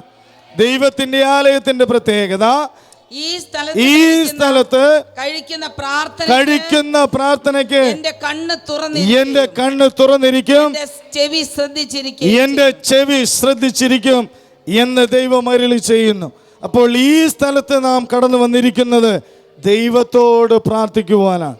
ദൈവത്തോട് പ്രാർത്ഥിക്കുമ്പോൾ ഈ സ്ഥലത്ത് കഴിക്കുന്ന പ്രാർത്ഥന എന്റെ കണ്ണ് തുറന്നിരിക്കുകയും എന്റെ ചെവി ശ്രദ്ധിച്ചിരിക്കുകയും ചെയ്യും. കണ്ണ് തുറക്കണമെങ്കിൽ നീതിമാനായി ദൈവസന്നിധിയിൽ പ്രാർത്ഥിക്കണം. നമ്മുടെ കുറുവാക്യത്തിൽ വായിച്ചത് പ്രകാരമാണ്, കർത്താവിന്റെ കണ്ണ് നീതിമാന്മാരുടെ മേലും അവന്റെ ചെവി അവരുടെ പ്രാർത്ഥനയ്ക്കും തുറന്നിരിക്കുന്നു. ദൈവത്തിൻ്റെ ആലയത്തിൽ അവൻ്റെ കണ്ണ് തുറന്നിരിക്കുന്നു, അവൻ്റെ ചെവി തുറന്നിരിക്കുന്നു. ഹല്ലേലൂയ. 3-ാമത്തെ കാര്യം, അത് അവൻ്റെ ആലയമാണ്. 4-ാമത്തെ കാര്യം, അവൻ്റെ നാമം വിളിക്കപ്പെട്ടതായിട്ടുള്ള ജനമാണ്. കുറവുകൾ നമ്മുടെ ഭാഗത്താണ്, പോരായ്മകൾ നമ്മുടെ ഭാഗത്താണ്, അവിശ്വസ്തത നമ്മുടെ ഭാഗത്താണ്. ദൈവത്തിൻ്റെ ഭാഗമെല്ലാം 100-ൽ 101% വളരെ ക്ലിയറാണ്. എല്ലാം പ്രവർത്തിപ്പാൻ ദൈവത്തിൻ്റെ ആലയമുണ്ട്. അവൻ്റെ നാമം വിളിക്കപ്പെട്ടതായുള്ള ജനമാണ് നമ്മൾ ഓരോരുത്തരും. ഇവിടെ കഴിക്കുന്ന പ്രാർത്ഥന കേൾക്കുവാൻ എനിക്ക് മനസ്സുണ്ട് എന്ന് ദൈവം അരുളി ചെയ്തിരിക്കുന്നു. ഇവിടെ ആര് പ്രാർത്ഥിച്ചാലും അവരെ നിലവിളിക്ക് എൻ്റെ ചെവി തുറന്നിരിക്കുന്നു എന്ന് ദൈവം അരുളി ചെയ്തിരിക്കുന്നു. എന്നാൽ തന്നെത്താൻ താഴ്ത്തുവാൻ, ദൈവത്തോട് പാപങ്ങളെ ഏറ്റുപറയുവാൻ, ദുർമാർഗങ്ങളെ വിട്ടുതിരിയുവാൻ മനസ്സുണ്ടെങ്കിൽ ഇവിടെ ലോകത്തെ രക്ഷിപ്പാൻ ദൈവം നമ്മോട് കൂടെയുണ്ട്. ഹല്ലേലൂയ. നമ്മുടെ കുറുവാക്യത്തിലേക്ക് എന്റെ നാമം ഈ ആലയത്തിൽ എന്നേക്കും ഇരിക്കേണ്ടതിന് ഈ ആലയത്തിൽ എന്നേക്കും ഇരിക്കേണ്ടതിന് ഇപ്പോൾ അതിനെ തെരഞ്ഞെടുത്ത് വിശദീകരിച്ചിരിക്കുന്നു. ഞാൻ അതിനെ തെരഞ്ഞെടുത്ത് വിശദീകരിച്ചിരിക്കുന്നു. ദൃഷ്ടിയും എന്റെ ഹൃദയവും എന്റെ ദൃഷ്ടിയും എന്റെ ഹൃദയവും എല്ലായ്പ്പോഴും ഇവിടെയുണ്ട്. അതിനർത്ഥം ദൈവം വിശ്വസ്തനാണ്, നമ്മളാണ് അവിശ്വസ്തർ. ദൈവം വിശ്വസ്തനാണ്. എൻ്റെ ദൃഷ്ടിയും എൻ്റെ ഹൃദയവും എല്ലായ്പ്പോഴും ഈ ആലയത്തിലുണ്ട്. അതുകൊണ്ടാണ് ആരെല്ലാം ഈ ആലയത്തിലേക്ക് നോക്കി പ്രാർത്ഥിച്ചാലും, ഇവിടെ ഇരുന്ന് പ്രാർത്ഥിച്ചാലും, ഭവനത്തിലിരുന്ന് പ്രാർത്ഥിച്ചാലും, വിദേശങ്ങളിലിരുന്ന് പ്രാർത്ഥിച്ചാലും എന്തുകൊണ്ടാണ് അവർക്ക് മറുപടി ലഭിക്കുന്നത് എന്ന് ചോദിച്ചാൽ, എപ്പോഴും അവൻ്റെ ദൃഷ്ടിയും അവൻ്റെ ഹൃദയവും അവൻ്റെ ചെവിയും അവൻ്റെ കണ്ണും ഈ ആലയത്തിലുണ്ട് എന്നുള്ളതാണ്. അതുകൊണ്ടാണ് ഞാൻ ആദ്യം പറഞ്ഞത്, ഈ ആലയത്തിൽ കടന്നു വന്ന് ആരാധിക്കുന്ന നമ്മൾ ഭാഗ്യവാന്മാരാണ്. അനവധി പേർക്ക് അതിൻ്റെ മഹത്വം അറിയുകയില്ല, അനവധി പേർക്ക് അതിൻ്റെ ശക്തി അറിയുകയില്ല. എന്നാൽ വാഗ്ദത്തം ലഭിച്ചവരാണ് നമ്മൾ. വാഗ്ദത്തങ്ങൾ പിന്തുടരുവാൻ ദൈവം വിളിച്ചതായിട്ടുള്ള ദൈവത്തിൻ്റെ മക്കളാണ് നമ്മൾ. ആ ശബ്ദം കേട്ട് അവനെ അനുഗമിച്ചാൽ മതി. എന്നാൽ 1 പത്രോസ് 3-ാം അധ്യായം അതിൻ്റെ 8-ാമത്തെ വാക്യത്തിലേക്ക് നമുക്ക് കടന്നു വരാം. തീർച്ചയ്ക്ക് എല്ലാവരും ഐകമത്യവും സഹതാപവും സഹോദരപ്രീതിയും മനസ്സലിവും വിനയബുദ്ധിയുമുള്ളവരായിരിപ്പിൻ. വിശദീകരിക്കുവാൻ ഞാൻ ആഗ്രഹിക്കുന്നില്ല. ഇവിടെ വായിച്ചു കേട്ടത് നിങ്ങൾ ഭവനത്തിൽ പോയി വായിച്ചാൽ മതി. തീർച്ചയ്ക്ക് എല്ലാവരും ഐകമത്യമുള്ളവരായിരിക്കണം. ഇന്ന് ഐകമത്യപ്പെട്ട് പ്രാർത്ഥിക്കുവാൻ നമുക്ക് കഴിയുന്നുണ്ടോ? ഞാൻ നല്ലവൻ, നീ കൊള്ളരുതാത്തവൻ. ഞാൻ യോഗ്യൻ, നീ അയോഗ്യൻ. ഞാൻ ശ്രേഷ്ഠൻ, നീ ഒന്നിനും കൊള്ളരുതാത്തവൻ. ഞാൻ ആരാധിക്കുന്നവൻ, നീ ആരാധിക്കാത്തവൻ. ഞാൻ സുവിശേഷ വേല ചെയ്യുന്നവൻ, നീ സുവിശേഷ വേല ചെയ്യാത്തവൻ എന്നുള്ള ചിന്താഗതികളെല്ലാം മാറ്റിവെച്ചുകൊണ്ട് എല്ലാം ദൈവത്തിൻ്റെ ദാനമാണ് എന്നറിയണം. നിന്നിൽ എന്ത് കഴിവുണ്ടെങ്കിലും, നിന്നിൽ എന്ത് ശ്രേഷ്ഠതയുണ്ടെങ്കിലും അതെല്ലാം നിന്റെ ദൈവം തന്നതാണ്, നീ ഒന്നും കൊണ്ടുവന്നതല്ല എന്ന് മനസ്സിലാക്കിക്കൊണ്ട് ഐകമത്യമുള്ളവരായിരിക്കണം. ഹല്ലേലൂയ. റോമാലേഖനം 12-ാം അധ്യായം അതിൻ്റെ 16 മുതൽ 18 വരെയുള്ള വാക്യങ്ങളൊന്ന് ഓടിച്ചു വായിക്കാം. റോമാലേഖനം 12-ാം അധ്യായം അതിൻ്റെ 16 മുതൽ 18 വരെ. തമ്മിൽ ഐകമത്യമുള്ളവരായി വലിപ്പം ഭാവിക്കാതെ. അവിടെ വ്യക്തമായിട്ട് പറഞ്ഞിട്ടുണ്ട്, തമ്മിൽ ഐകമത്യമുള്ളവരായി വലിപ്പം ഭാവിക്കാതെ. ഞാൻ ദൈവത്തിൻ്റെ ആലയത്തിൽ ശുശ്രൂഷിക്കുന്നവൻ എന്ന വലിപ്പം എനിക്ക് വരരുത്. 2, ദൈവത്തിൻ്റെ ആലയത്തിൽ ആരാധിക്കുന്ന നിങ്ങൾക്ക് ഞാൻ കൊള്ളാകുന്നവൻ എന്ന ചിന്ത വരരുത്. ഇവിടെ വായിച്ചു കേട്ടത്, തമ്മിൽ ഐകമത്യമുള്ളവരായി വലിപ്പം ഭാവിക്കാതെ. ഹല്ലേലൂയ. ഇന്ന് പലരും മിണ്ടാതെ നടക്കുന്നത് എന്താണെന്ന് അറിയാമോ? ഞാൻ മാത്രം ശരി, ഞാൻ മാത്രമേ കർത്താവിനെ കണ്ടിട്ടുള്ളൂ, ഞാൻ മാത്രമേ കർത്താവ് പറഞ്ഞതനുസരിക്കുന്നുള്ളൂ, ഞാൻ മാത്രമേ കർത്താവിനായി ജീവിക്കുന്നുള്ളൂ. നിങ്ങളൊക്കെ ലോകപ്രകാരമുള്ളവർ. ഇവിടെ ദൈവത്തിന്റെ വചനം വ്യക്തമായിട്ട് പഠിപ്പിക്കുന്നു, തമ്മിൽ ഐകമത്യമുള്ളവരായി. ദൈവം വിളിച്ചതായിട്ടുള്ള എല്ലാവരും ദൈവസന്നിധിയിൽ ഒരുപോലെയാണ്. ഹല്ലേലൂയ. ദൈവം നമ്മെ വിളിച്ചത് കൈക്ക് 5 വിരലുള്ളത് പോലെ അനവധി അവയവങ്ങൾ നമുക്കുണ്ട്. എന്നാൽ ഒരു ശരീരമേ ഉള്ളൂ, അത് സർവശക്തനായ ദൈവം മാത്രമേ ഉള്ളൂ. ശരീരത്തിന് പല അവയവങ്ങളുണ്ട്, എല്ലാറ്റിനും ഒരു ജോലിയല്ല, ഓരോന്നിനും അതിൻ്റെതായിട്ടുള്ള ജോലിയാണ്. എന്നാൽ എൻ്റെ ജോലിയാണ് ശരി, എൻ്റെ ജോലിയാണ് വലുത് എന്ന് ആരും ചിന്തിക്കരുത്. എല്ലാറ്റിനും ദൈവം അതിൻ്റെതായിട്ടുള്ള കഴിവുകൾ കൊടുത്തിട്ടുണ്ട്. ആ ജോലിയെല്ലാം ഒന്നായിട്ടാണ് ദൈവം കാണുന്നത്. അതിൻ്റെ തെളിവ് 6-ാം മണി നേരത്ത് വന്നവനും 9-ാം മണി നേരത്ത് വന്നവനും 11-ാം മണി നേരത്ത് വന്നവനും കൂലി കൊടുത്തപ്പോൾ ദൈവം ഒരുപോലെയാണ് കൊടുത്തത്. ഹല്ലേലൂയ. അതുകൊണ്ട് വലിപ്പം ഭാവിക്കരുത്. ഇന്ന് നിങ്ങളോട് പറയുവാനായിട്ടുള്ളത്, എന്നോടും കൂടെ വചനം ദൈവം ഇന്ന് പകൽക്കാലം നൽകിയിരിക്കുന്നത്, വലിപ്പം ഭാവിക്കരുത്, വലിപ്പം ഭാവിക്കരുത്. വലിയവൻ ദൈവം മാത്രമേ ഉള്ളൂ, വലിയവൻ ദൈവം മാത്രമേ ഉള്ളൂ. ഒരു ശരീരത്തിൽ പല അവയവങ്ങൾ ഉള്ളതുപോലെ ഐകമത്യമുള്ളവരായിരിക്കണം. ഹല്ലേലൂയ. ഏറ്റവും ചെറുതായതായിട്ടുള്ള ഒരു രോമത്തിന് പോലും അതിൻ്റെ വിലയുണ്ട്. തലമുടി കൊഴിയുമ്പോൾ ഓടിപ്പോകും കഷണ്ടി മാറ്റാനായിട്ട്. എന്തുകൊണ്ടെന്ന് ചോദിച്ചാൽ അതിന് അതിൻ്റേതായിട്ടുള്ള വിലയുണ്ട്. അതില്ലാത്തവർക്ക് അതിൻ്റെ വില അറിയുള്ളൂ. അപ്പം നിറയെ മുടിയുള്ളവൻ ഇതൊന്നും ഒരു വിലയില്ല, ഡേഷാണെന്ന് പറഞ്ഞാൽ അതിന് അതിൻ്റേതായ വിലയുണ്ട്. ഒരു ശരീരത്തിൽ പല അവയവങ്ങളുണ്ട്. എല്ലാറ്റിനും ഒരു ജോലിയല്ല, എല്ലാറ്റിനും വെവ്വേറെ ജോലിയാണ്. വെവ്വേറെ ജോലി ദൈവമാണ് കൊടുത്തിരിക്കുന്നത്. ചിലർക്ക് ശുശ്രൂഷ വരം, ചിലർക്ക് സുവിശേഷത്തിനുള്ളത്, ചിലർക്ക് പാടുവാനുള്ളത്, ചിലർക്ക് പ്രാർത്ഥിപ്പാനുള്ളത്, ചിലർക്ക് മേശയിൽ ശുശ്രൂഷ ചെയ്യുവാനായിട്ടുള്ളത്. അങ്ങനെ വിവിധമായിട്ടുള്ള വരങ്ങളാണ് ദൈവം കൊടുക്കുന്നത്. അപ്പോൾ എൻ്റെ വരമാണ് ഏറ്റവും നല്ലതെന്നുള്ളതല്ല, ദൈവം തന്നതെല്ലാം നല്ലത് മാത്രമേ ഉള്ളൂ. ഇവിടെ വായിച്ചു കേട്ടത്, തമ്മിൽ ഐകമത്യമുള്ളവരായി വലിപ്പം ഭാവിക്കാതെ. നമ്മുടെ ജീവിതത്തിൽ നമുക്ക് പലർക്കും ആ ഭാവമുണ്ട്. ഇന്ന് പലരും സ്തോത്രം തരില്ല. കാരണം എന്താണെന്നറിയോ? ഞാൻ നല്ലവനും നീ കൊള്ളരുതാത്തവനും.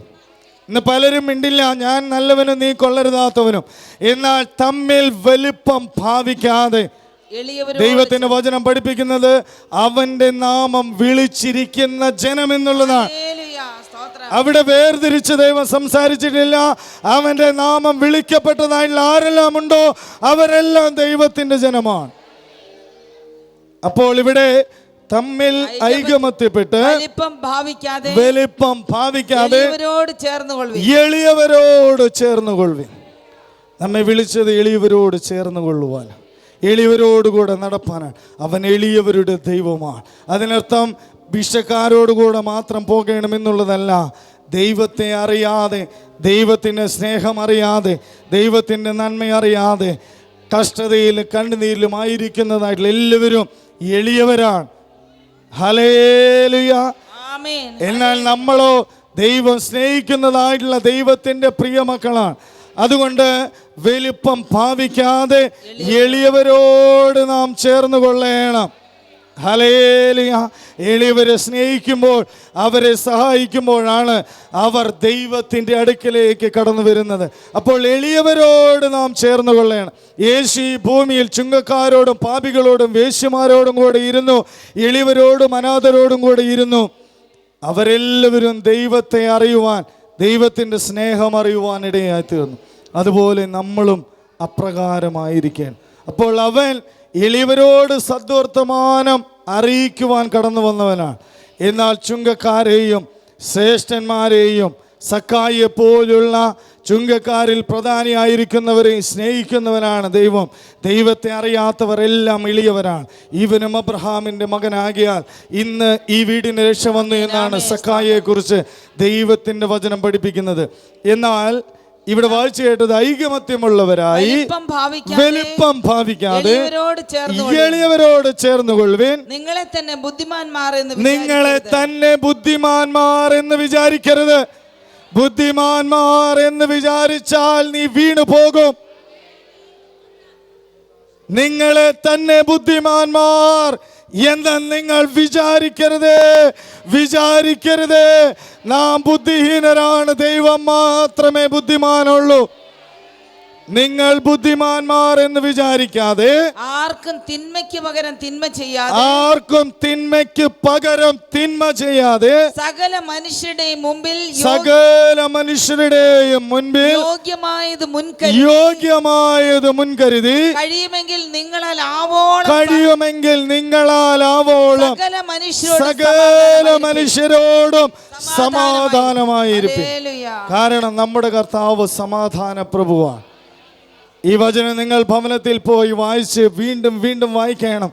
ഐകമത്യമുള്ളവരായി തമ്മിൽ വലിപ്പം ഭാവിക്കാതെ എളിയവരോട് ചേർന്ന് കൊള്ളണം.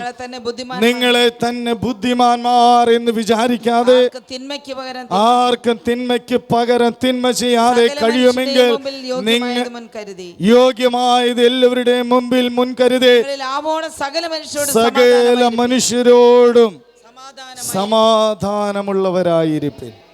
ഹല്ലേലൂയ. ഒരു വചനം കൂടി നമുക്ക് വായിക്കാം.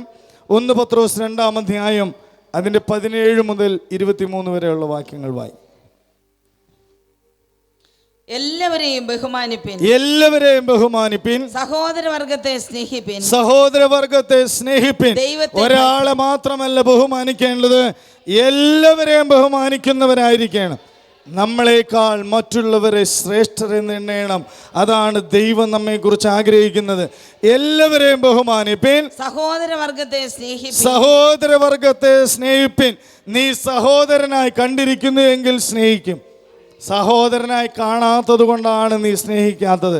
ദൈവത്തിൻ്റെ വചനം പഠിപ്പിക്കുന്നത് സഹോദരവർഗത്തെ നീ സ്നേഹിക്കണം. താഴത്തെ വാക്യം,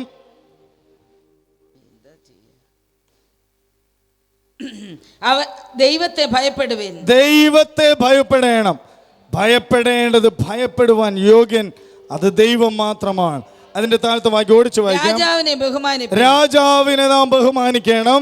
വേലക്കാരെ പൂർണ്ണ ഭയത്തോടെ യജമാനന്മാർക്ക് നല്ലവർക്കും ശാന്തന്മാർക്കും മാത്രമല്ല മൂർഖന്മാർക്കും കൂടെ കീഴടങ്ങിയിരിക്കണം. മൂർഖന്മാർക്കും കൂടെ കീഴടങ്ങിയിരിക്കണം. മൂർഖം പാമ്പിനോടല്ല. ഇവിടെ വായിച്ചു കേട്ടത് ദാസന്മാരെ പൂർണ്ണ ഭയത്തോടെ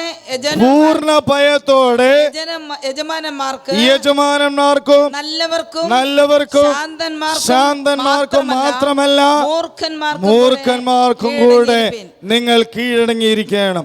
അപ്പോൾ ദൈവം വിളിച്ചത് കീഴടങ്ങിയിരിക്കുവാനാണ്. കീഴടങ്ങിയിരിക്കണമെങ്കിൽ തന്നെ താൻ താഴ്ത്തുന്നവർക്കേ കീഴടങ്ങുവാനായിട്ട് കഴിയുകയുള്ളൂ. യോഗ്യനല്ല എന്ന് പറയുന്നവർക്ക് കീഴടങ്ങുവാനായിട്ട് കഴിയുകയുള്ളൂ. യോഗ്യൻ ദൈവം മാത്രമെന്ന് സമ്മതിക്കുന്നവർക്ക് കീഴടങ്ങിയിരിക്കാനായിട്ട് കഴിയുകയുള്ളൂ. എല്ലാവരോടും കീഴടങ്ങിയിരിപ്പിൻ. അതിൻ്റെ 23 വരെ വായിക്കാം. ഒരുത്തൻ ദൈവത്തെക്കുറിച്ചുള്ള മനോബോധ നിമിത്തം അന്യായമായി കഷ്ടവും ദുഃഖവും സഹിച്ചാൽ അത് പ്രസാദമാണ്. അന്യായമായി കഷ്ടവും ദുഃഖവും സഹിച്ചാൽ അത് ദൈവത്തിന് പ്രസാദമാണ്. താഴത്തെ വാക്യം, കുറ്റം ചെയ്തിട്ട് അടികൊള്ളുന്നത് സഹിച്ചാൽ എന്ത് യശസ്സുള്ളൂ? കുറ്റം ചെയ്തിട്ട് അടികൊള്ളുന്നത് സഹിച്ചത് കൊണ്ട് ഒരു ഗുണവും നിനക്കില്ല. നന്മ ചെയ്തിട്ട് കഷ്ടം സഹിച്ചാൽ നന്മ ചെയ്തിട്ട് കഷ്ടം സഹിച്ചാലോ അത് ദൈവത്തിന് പ്രസാദമാണ്. അപ്പോൾ ദൈവം നമ്മെ വിളിച്ചത് നന്മ ചെയ്യേണ്ടതിന് വേണ്ടിയാണ്. നന്മ ചെയ്തിട്ട് എന്ത് കഷ്ടം സഹിച്ചാലും അത് ദൈവത്തിന് പ്രസാദമാണ്. ഹല്ലേലൂയ.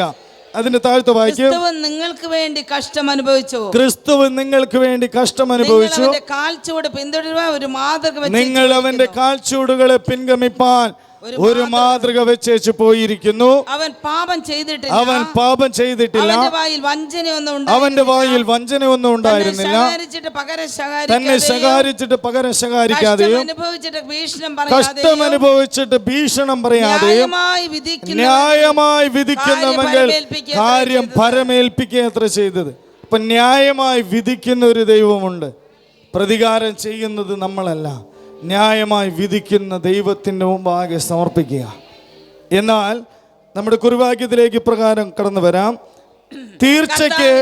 തീർച്ചയ്ക്ക് എല്ലാവരും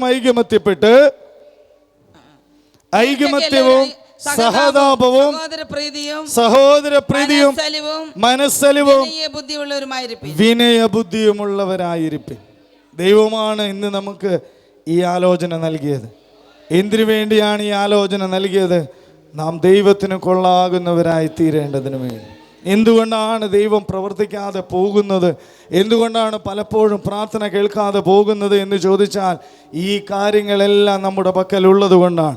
ഇവിടെ വായിച്ചു കേട്ടത്, നിങ്ങൾ വിനയബുദ്ധിയും സഹോദരപ്രീതിയും മനസ്സലിവുമുള്ളവരായിരിക്കണം. ദോഷത്തിന് ദോഷം ചെയ്യാതെയും പകരം ചെയ്യാതെ അനുഗ്രഹം അനുഭവിക്കേണ്ടതിന് വിളിക്കപ്പെട്ടതുകൊണ്ട് നിങ്ങൾ അനുഗ്രഹിക്കുന്നവരായിരിക്കും. അനുഗ്രഹം അനുഭവിക്കേണ്ടതിന് വിളിക്കപ്പെട്ടവരാണ് നമ്മൾ. അവന്റെ നാമം വിളിക്കപ്പെട്ടിരിക്കുന്നതായിട്ടുള്ള ജനമാണ്. രണ്ടാമത് അവൻ്റെ നാമം വിളിക്കപ്പെട്ടതായിട്ടുള്ള ജനം അനുഗ്രഹം അനുഭവിക്കേണ്ടതിന് വേണ്ടിയാണ് വിളിക്കപ്പെട്ടത്. അനുഗ്രഹം നിനക്ക് അനുഭവിക്കണമെങ്കിൽ നീ അനുഗ്രഹിക്കുന്നവനായിരിക്കണം. നീ അനുഗ്രഹിക്കാതെ ദൈവത്തിന് നിന്നെ അനുഗ്രഹിക്കാൻ സാധ്യമല്ല. നിന്റെ തെറ്റുകളെല്ലാം ദൈവത്തോട് ഏറ്റുപറഞ്ഞ് നീ എപ്രകാരം അനുഗ്രഹിക്കപ്പെടണമെന്ന് നീ ആഗ്രഹിക്കുന്നുവോ അത്രമാത്രം നീ മറ്റുള്ളവരെ, ശത്രുവിനെ നീ അനുഗ്രഹിക്കുന്നവനായിരിക്കണം. നിങ്ങൾ അനുഗ്രഹിക്കപ്പെടേണ്ടതിന്, അനുഗ്രഹം അനുഭവിക്കേണ്ടതിന് വിളിക്കപ്പെട്ട് നമ്മളെ വിളിച്ചത് അനുഗ്രഹം അനുഭവിക്കേണ്ടതിന് വേണ്ടിയാണ്. നിങ്ങളും അനുഗ്രഹിക്കുന്നവരായിരിപ്പൻ. അനുഗ്രഹം എന്നുള്ളത് ദൈവത്തിൻ്റെ രാജ്യമായ സ്വർഗരാജ്യമാണ്. അനുഗ്രഹം അനുഭവിക്കേണ്ടതിന്, സ്വർഗരാജ്യത്തിൽ കോടാനുകോടി വർഷം വാഴേണ്ടതിന് വിളിക്കപ്പെട്ടവരാണ് നമ്മൾ. അതുകൊണ്ട് നിങ്ങളും അനുഗ്രഹിക്കുന്നവരായിരിക്കും. താഴത്തെ വാക്യം, ജീവനെ ആഗ്രഹിക്കുകയും ശുഭകാലം കാണുവാൻ ഇച്ഛിക്കുകയും ചെയ്യുന്നവൻ ദോഷം ചെയ്യാതെ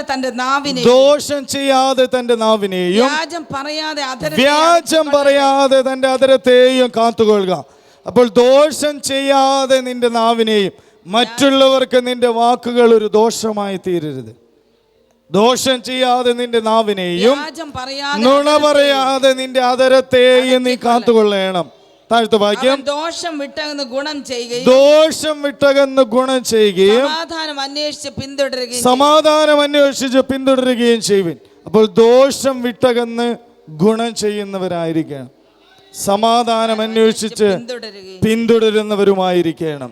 അതിനുശേഷം, കർത്താവിന്റെ കണ്ണ് നീതിമാന്മാരുടെ മേലും അവന്റെ ചെവി അവരുടെ പ്രാർത്ഥനയ്ക്കും തുറന്നിരിക്കുന്നു. കർത്താവിന്റെ കണ്ണ് നീതിമാന്മാരുടെ മേലും അവന്റെ ചെവി അവരുടെ പ്രാർത്ഥനയ്ക്കും തുറന്നിരിക്കുന്നു. ഇനി അനവധി കാര്യങ്ങൾ നിങ്ങളോട് സംസാരിപ്പാനുണ്ട്, പക്ഷേ ഞാൻ അതിലേക്കൊന്നും കടക്കുവാൻ ആഗ്രഹിക്കുന്നില്ല. ഇന്ന് നമുക്ക് വേണ്ടുന്നതെല്ലാം ദൈവം നമുക്ക് നൽകിയിട്ടുണ്ട്. ഇത് നാം പരിഹരിച്ചാൽ മതി, ബാക്കി ദൈവം പ്രവർത്തിക്കുക തന്നെ ചെയ്യും. ദേശത്തിന് സമാധാനം നൽകും എന്ന് ദൈവം വാഗ്ദത്തം നൽകിയിട്ടുണ്ട്. ഈ ആലയത്തിൽ ഈ കാലത്ത് നീ പ്രാർത്ഥിച്ചാൽ, ഈ ആലയത്തിൽ നിങ്ങളുടെ പ്രാർത്ഥന കേട്ട് നിങ്ങൾക്ക് മറുപടി നൽകുവാൻ തന്നെ താൻ താഴ്ത്തി നിലവിളിച്ചാൽ, ദുർമാർഗങ്ങളെ വിട്ട് നീ നിലവിളിച്ചാൽ, ശ്രദ്ധയോടുകൂടി പ്രാർത്ഥിച്ചാൽ, ദൈവത്തിൻ്റെ കയ്യിലേക്ക് ഏൽപ്പിച്ച് നീ പ്രാർത്ഥിച്ചാൽ ദേശത്തിന് സമാധാനം ഞാൻ നൽകുമെന്ന് ദൈവം ഈ ആലയത്തിൽ ഇന്ന് പകൽക്കാലം നമ്മോട് അരുളി ചെയ്തിട്ടുണ്ട്. ആ അരുളി ചെയ്തതായിട്ടുള്ള വചനം നിവൃത്തിയാകേണ്ടതിന് ദൈവം നമ്മുടെ മധ്യത്തിലുണ്ട്. നമ്മുടെ കുറവുകളെല്ലാം ദൈവത്തോട് നമുക്ക് ഏറ്റുപറയാം. ഇവിടെ വായിച്ചു കേട്ടത്, കർത്താവിൻ്റെ കണ്ണ് നീതിമാന്മാരുടെ മേലും അവൻ്റെ ചെവി അവരുടെ നിലവിളിക്കും തുറന്നിരിക്കുന്നു. തുറന്നുകൊണ്ട് ഇന്ന് പകൽക്കാലം നമ്മുടെ മധ്യത്തിലുണ്ട്. എന്നാൽ അതിൻ്റെ താഴത്തെ വാക്യം കൂടി വായിക്കാം. എന്നാൽ ദുഷ്പ്രവർത്തിക്കാർക്ക്, എന്നാൽ കർത്താവിന്റെ മുഖം ദുഷ്പ്രവർത്തിക്കാർക്ക് കർത്താവിന്റെ മുഖം ദുഷ്പ്രവർത്തിക്കാർക്ക് പ്രതികൂലമായിരിക്കും. കർത്താവിന്റെ മുഖം ദുഷ്പ്രവർത്തിക്കാർക്ക് പ്രതികൂലമാണ്. ഹല്ലേലൂയ. ഇന്ന് പ്രതികൂലമായി ദൈവമേ നീ എൻ്റെ അടുക്കൽ നിൽക്കരുതേ, നീ എനിക്ക് അനുകൂലമായി എന്നോടുകൂടെ നിൽക്കണമേ. ദുഷ്പ്രവർത്തിക്കാർക്ക്, അതിനർത്ഥം കർത്താവ് പറഞ്ഞത് അനുസരിക്കാത്തവർക്ക് അവൻ പ്രതികൂലത്തിൻ്റെ ദൈവവുമാണ്. ഹല്ലേലൂയ. ഇവിടെ വായിച്ചു കേട്ടത്, എൻ്റെ മുഖം നിങ്ങൾ അന്വേഷിപ്പിൻ എന്നുള്ളതാണ്. ദൈവത്തിൻ്റെ മുഖം നമ്മുടെ പക്കലേക്ക് തിരിക്കണമെങ്കിൽ ദുഷ്പ്രവർത്തികളെല്ലാം നാം വിടുന്നവരായിരിക്കണം. എന്നാൽ കർത്താവിൻ്റെ മുഖം ദുഷ്പ്രവർത്തിക്കാർക്ക് പ്രതികൂലമായിരിക്കുന്നു. ദൈവമേ, നീ എനിക്ക് പ്രതികൂലമായിരിക്കരുതേ, നീ എനിക്ക് അനുകൂലമായിരിക്കണം. ഞാനൊരു നീതിമാനായി ഇന്ന് പ്രാർത്ഥിപ്പാൻ എന്നെ നീ സഹായിക്കണമേ. എൻ്റെ നിലവിളിക്ക് നീ ചെവി തരണമേ. ഞാൻ എന്ന ഭാവം എനിക്കുണ്ട് ദൈവമേ. ഞാൻ വലിപ്പം ഭാവിക്കുന്നവനാണ്, ഞാൻ സ്നേഹിക്കാത്തവനാണ്, ഞാൻ ബഹുമാനിക്കാത്തവനാണ്, ഞാൻ ഭയപ്പെടാത്തവനാണ്. ദൈവമേ, എന്നോട് ക്ഷമിക്കണമേ, എന്നോട് ക്ഷമിക്കണമേ, എന്നോട് ക്ഷമിക്കണമേ. നിൻ്റെ ഹിതം പോലെ ആയിത്തീരുവാൻ എന്നെ സഹായിക്കണമേ. ഇന്ന് ആർക്ക് അപ്രകാരം പ്രാർത്ഥിക്കുവാനുള്ള മനസ്സുണ്ട്? ഹല്ലേലൂയ. ദൈവം നമ്മെ ഉപദേശിച്ചിരിക്കുന്നത് നാം നന്നാവേണ്ടതിന് വേണ്ടിയാണ്. ദൈവത്തിൻ്റെ വചനം വായിക്കുന്നത്, ഇത് നമ്മുടെ ബുദ്ധി ഉപദേശത്തിനായി എഴുതിയിരിക്കുന്നു. ഹല്ലേലൂയ. ബുദ്ധി ഉപദേശത്തിന് വേണ്ടി ദൈവമാണ് ഇന്ന് നമ്മോട് സംസാരിച്ചത്. ഞാൻ ഇപ്രകാരം സംസാരിപ്പാൻ ആഗ്രഹിച്ചതല്ല, പക്ഷേ ഇങ്ങനെയൊന്നും പറയുവാൻ ഞാൻ തീരുമാനിച്ചതുമല്ല. ദൈവമാണ് ഇന്ന് നമ്മളോട് എല്ലാവരോടും സംസാരിച്ചത്. ഹല്ലേലൂയ. അതിൽ യാതൊരു മാറ്റവുമില്ല, യാതൊരു തർക്കവുമില്ല. എനിക്ക് ഉറപ്പായിട്ട് പറയുവാനായിട്ട് കഴിയും, ദൈവമാണ് ഇന്ന് പകൽക്കാലം നമ്മോട് സംസാരിച്ചത്. കാരണം ദൈവം അരുളി ചെയ്തത് നിവർത്തിപ്പാൻ ദൈവം കാത്തിരിക്കുകയാണ്. ദൈവം വാഗ്ദത്തം ചെയ്തതെല്ലാം നിവർത്തിപ്പാൻ ദൈവം കാത്തിരിക്കുക. ഒരു ഏലിയാവിനെ പോലെ ദൈവത്തോട് അപേക്ഷിപ്പാൻ ദൈവം കാത്തിരിക്കുകയാണ്. ഇന്ന് ദൈവത്തെ നിരാശയോടുകൂടി വിടരുതേ. ഇന്ന് ഒരൊറ്റ കാര്യമേ പറയുവാനായിട്ടുള്ളൂ, നമ്മുടെ പ്രാർത്ഥനയ്ക്ക് ചെവി തുറന്നിരിക്കുന്നവനായിട്ടുള്ള ദൈവം ഇന്ന് നിരാശയോടുകൂടി പോകുവാൻ ഇടവരരുത്. നമ്മളാണ് എപ്പോഴും നിരാശയോടുകൂടി പോകുന്നത്, കാരണം നമ്മൾ ദൈവസന്നിധിയിൽ ചെയ്യേണ്ടത് ചെയ്യാത്തത് കൊണ്ട്. എന്നാൽ ഇന്ന് പ്രാർത്ഥന കേൾക്കേണ്ടതിന് ദൈവം ഈ ആലയത്തിൽ കടന്നു വന്നിട്ടുണ്ട്. അവൻ്റെ നാമം വിളിക്കപ്പെട്ടതായിട്ടുള്ള ജനം ഇന്ന് ദൈവത്തിൻ്റെ സന്നിധിയിൽ കടന്നു വന്നിട്ടുണ്ട്. ഇന്ന് ദൈവത്തിനൊന്നും പ്രവർത്തിപ്പാൻ കഴിയാതെ മടങ്ങിപ്പോകുവാൻ ഇടവരരുത്. ദൈവം വിചാരിക്കും, ഇന്ന് എൻ്റെ മകൻ ഞാൻ പറഞ്ഞതൊക്കെ ശരിയാക്കി എന്നോട് പ്രാർത്ഥിക്കും, അവൻ പ്രാർത്ഥിച്ചാൽ ഞാൻ ഇപ്രകാരം ചെയ്യണമെന്നുള്ള തീരുമാനത്തോടു കൂടിയാണ് ദൈവം വന്നിരിക്കുന്നത്. എന്നാൽ ഇന്ന് ദൈവത്തെ നിരാശയോടുകൂടി വിടുമോ? നമ്മോട് ഓരോരുത്തരോടുമാണ് ദൈവം ചോദിക്കുന്നത്. ദൈവം, മക്കളെ, ഇന്ന് നിങ്ങൾ എന്നെ നിരാശയോടുകൂടി വിടുമോ? എനിക്ക് ഈ ആലയത്തിൽ പ്രവർത്തിപ്പാൻ മനസ്സുണ്ട്, എനിക്ക് ജനത്തിൻ്റെ അടുക്കൽ കടന്നു ചെല്ലുവാൻ മനസ്സുണ്ട്, എനിക്ക് ആലയം നീട്ടുവാൻ വിസ്തീർണമാക്കുവാൻ എനിക്ക് മനസ്സുണ്ട്. നിങ്ങളുടെ പ്രാർത്ഥനയ്ക്ക് വേണ്ടി ഞാൻ കാതോർത്തിരിക്കുകയാണ്. ലോകത്തിൻ്റെ അറ്റത്തോളം കർത്താവിൻ്റെ നാമം അറിയപ്പെടുവാൻ ഞാൻ പ്രവർത്തിപ്പാൻ ഒരുക്കമാണ്. നിങ്ങൾ പ്രാർത്ഥിക്കുന്നതായിട്ടുള്ള വിഷയങ്ങളെല്ലാം നൽകി തരുവാൻ ഞാൻ ഒരുക്കമാണ്. എന്നാൽ നിങ്ങൾ ഒരുക്കമാണോ? നിങ്ങൾ ഒരുക്കമാണോ? നിങ്ങൾ പറയുന്നതനുസരിപ്പാൻ ഒരുക്കമാണോ? എന്നെ നിരാശയോടുകൂടി വിടരുതേ എന്ന് ദൈവം ഇന്ന് പകൽക്കാലം നമ്മോട് അപേക്ഷിക്കുക. ദൈവത്തിൻ്റെ അപേക്ഷ കേട്ടുകൊണ്ട്, ദൈവമേ, എൻ്റെ കുറവുകളെല്ലാം ക്ഷമിച്ച്, ദൈവമേ, നീ ആഗ്രഹിക്കുന്നതിനൊത്തവണ്ണമായി തീരുവാൻ, നീ ആഗ്രഹിക്കുന്നത് പോലെ പ്രവർത്തിപ്പാൻ എന്നെ സഹായിക്കണമേ. എൻ്റെ വീഴ്ചകളെല്ലാം എന്നോട് ക്ഷമിക്കണമേ എന്ന് നമുക്ക് ദൈവസന്നിധിയിൽ പ്രാർത്ഥിക്കാം.